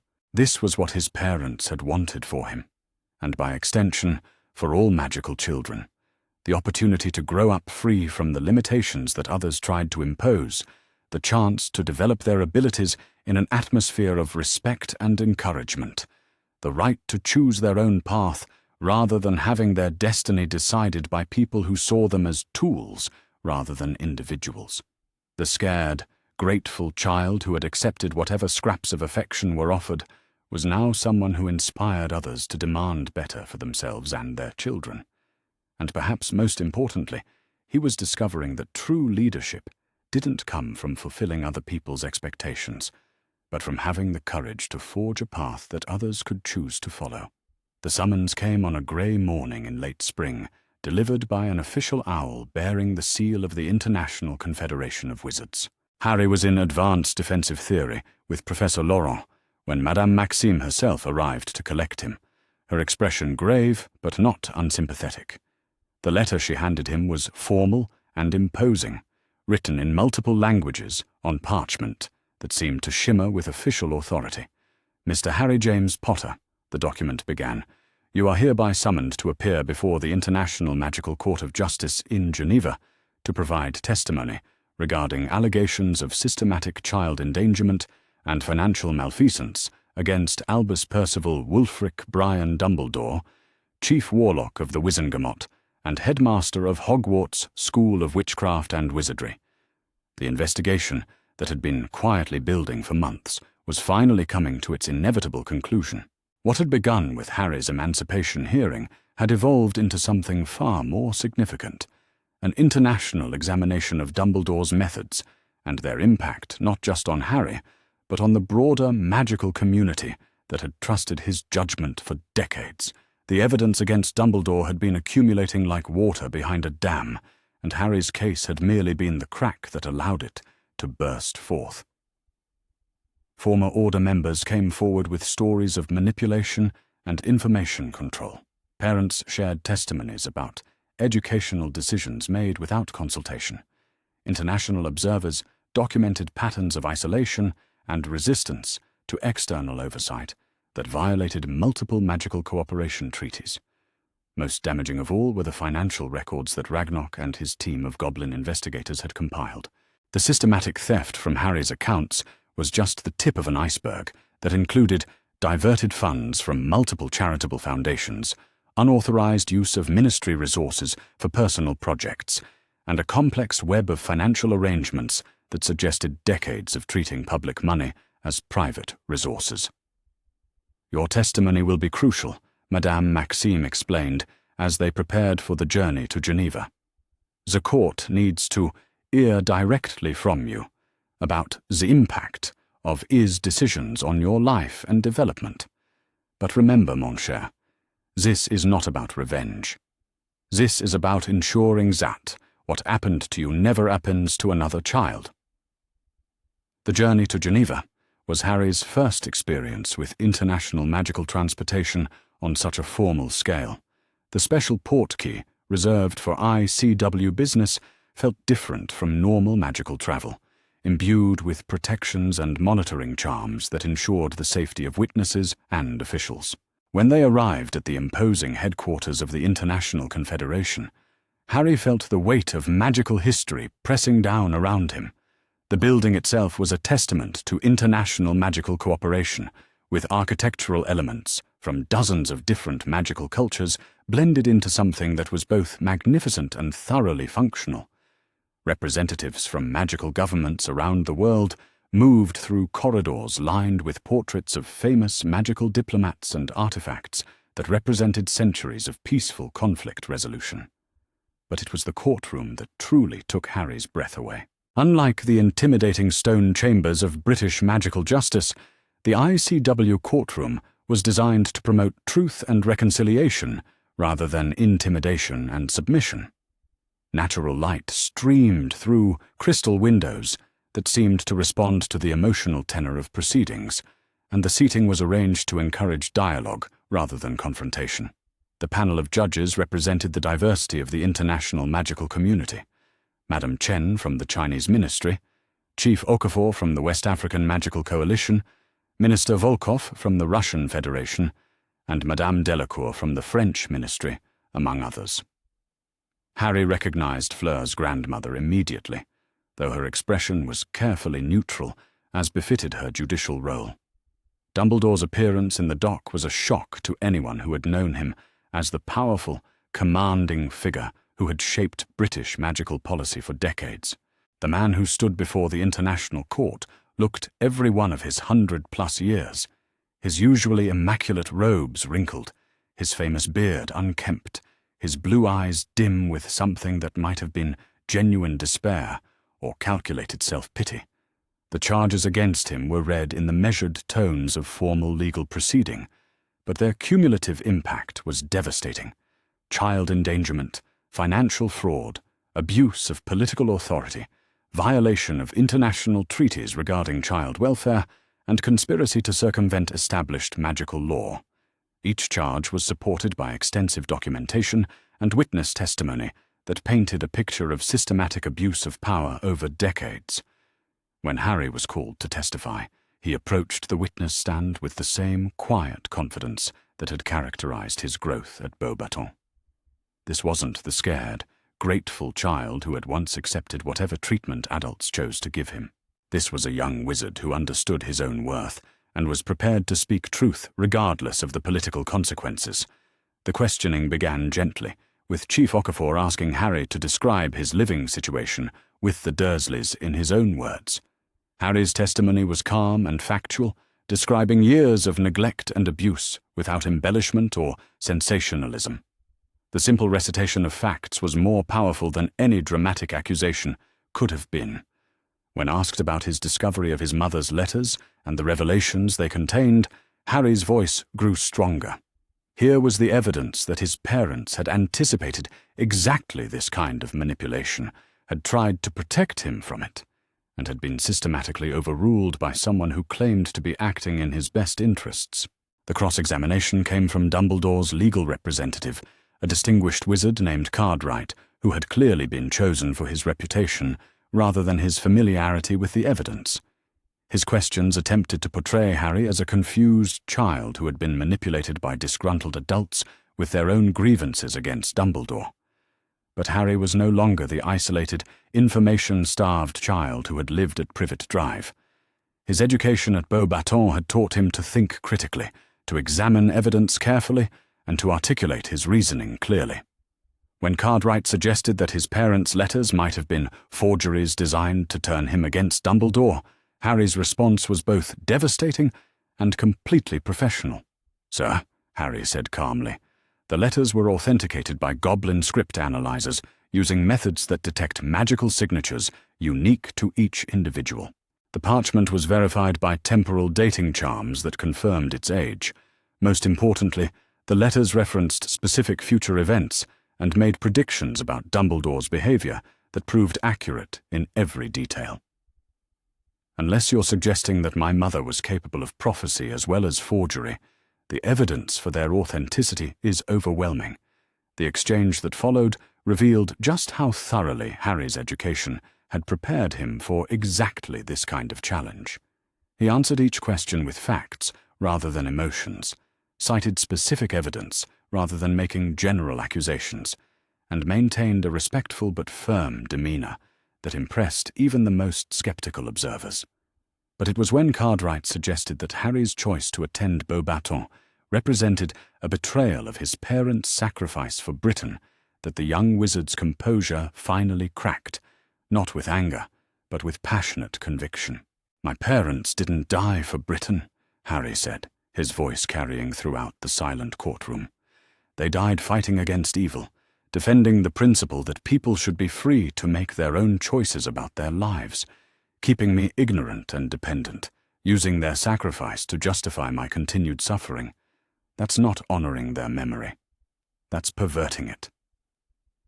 The silence that followed was profound and uncomfortable. Here was the boy who lived, speaking with moral clarity that cut through decades of political rhetoric and self-serving justification. The impact on the courtroom was palpable, and even Dumbledore seemed to shrink further into himself as the implications of Harry's words settled over the proceedings. The most damaging testimony came from an unexpected source, Sirius Black, appearing via secure magical communication from his hiding place in international waters. His account of his imprisonment without trial, his systematic isolation from any opportunity to tell his side of the story, and the way his potential guardianship of Harry had been eliminated through legal manipulation, rather than evidence-based decision-making revealed the extent to which Dumbledore had been willing to bend magical law to maintain control. But perhaps most shocking was Black's revelation about the prophecy that had supposedly justified so many questionable decisions. According to his testimony, multiple prophecies existed regarding the defeat of Voldemort, and several could have applied to different children born around the same time. Dumbledore's fixation on Harry specifically seemed to have been based more on personal preference than prophetic necessity. The financial evidence presented by Ragnarok was equally devastating. Chart after chart showed the systematic diversion of funds that should have been used for Harry's welfare, education, and protection. The Goblin's testimony was delivered with the kind of mathematical precision that left no room for interpretation or excuse. Most tellingly, the evidence showed that the money stolen from Harry's accounts had been used not for magical defense or child protection, but for political projects that served Dumbledore's personal vision of how the magical world should be governed. Schools that taught unapproved curricula were defunded. Researchers who challenged orthodox magical theory found their grants mysteriously terminated, and international cooperation initiatives that might have reduced British magical isolation were quietly sabotaged. When Dumbledore finally took the stand in his own defense, the contrast with Harry's testimony was stark and telling. Where Harry had been calm and factual, Dumbledore was evasive and philosophical. Where Harry had cited specific evidence, Dumbledore appealed to abstract principles of the greater good. Where Harry had accepted responsibility for his choices, Dumbledore portrayed himself as a victim of circumstances beyond his control. His testimony revealed the fundamental arrogance that had driven his decisions for decades, the assumption that his judgment was superior to that of parents, other legal guardians, and even the children whose lives he was shaping. When pressed for specific justifications of his actions, his responses revealed a man who had become so accustomed to unquestioned authority that he seemed genuinely unable to understand why his methods were being questioned. The cross-examination conducted by the ICW prosecution team was thorough and relentless. Every excuse was challenged, every rationalization examined, every claim of noble intention weighed against actual outcomes. By the time it concluded, even Dumbledore's most ardent supporters would have struggled to maintain their faith in his judgment. But the most damning moment came when Chief Okafor asked a simple, direct question. Professor Dumbledore, if you had to make the same decisions again today, knowing what you know now about their impact on Mr. Potter's development and well-being, would you make different choices? Dumbledore's pause before answering seemed to last forever. When he finally spoke, his words revealed the depth of his inability to recognize the fundamental wrongness of his approach. I would hope that I could have found methods that caused less immediate distress, he said slowly. But the core decisions would remain the same. The greater good sometimes requires individual sacrifice, and Mr. Potter's destiny made such sacrifice inevitable. The admission hung in the air like a death sentence for his defense. Here was a man who, even faced with overwhelming evidence of the harm his decisions had caused, remained convinced that his approach had been justified. The lack of genuine remorse, the continued insistence on his superior judgment, and the casual dismissal of a child suffering in service of abstract goals revealed someone who had lost the moral authority to make decisions about other people's lives. The verdict, when it came 3 days later, was unanimous and comprehensive. Dumbledore was found guilty on all charges, stripped of his positions as Chief Warlock and Headmaster, and sentenced to house arrest pending further investigations into other aspects of his administration. His assets were frozen pending restitution to his victims, and he was permanently barred from holding any position of authority over children in any magical jurisdiction. But more significant than the individual punishment was the broader impact of the trial. The ICW's final statement included recommendations for sweeping reforms in magical child protection laws, mandatory international oversight of educational institutions, and new protections for families seeking alternatives to traditional magical education. The ripples from Harry's quiet decision to choose his own educational path had become a wave of reform that was transforming magical society across multiple continents. What had begun as one child's assertion of his right to be treated with dignity had evolved into a fundamental re-examination of the relationship between magical institutions and the individuals they claimed to serve. As Harry returned to Beauxbatons after the trial, he found himself processing emotions that were complex and sometimes contradictory.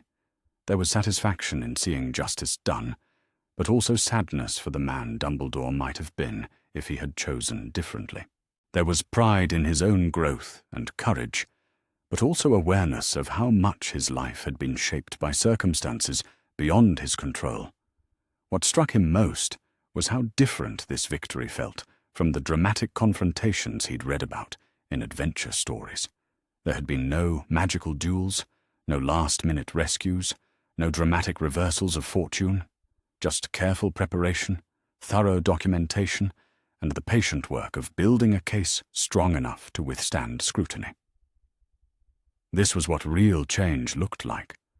Not the work of a single heroic individual, but the collective effort of people who believed that institutions should serve individuals rather than the reverse, that children deserved protection from those who would exploit them, and that courage sometimes meant refusing to accept what others claimed was inevitable.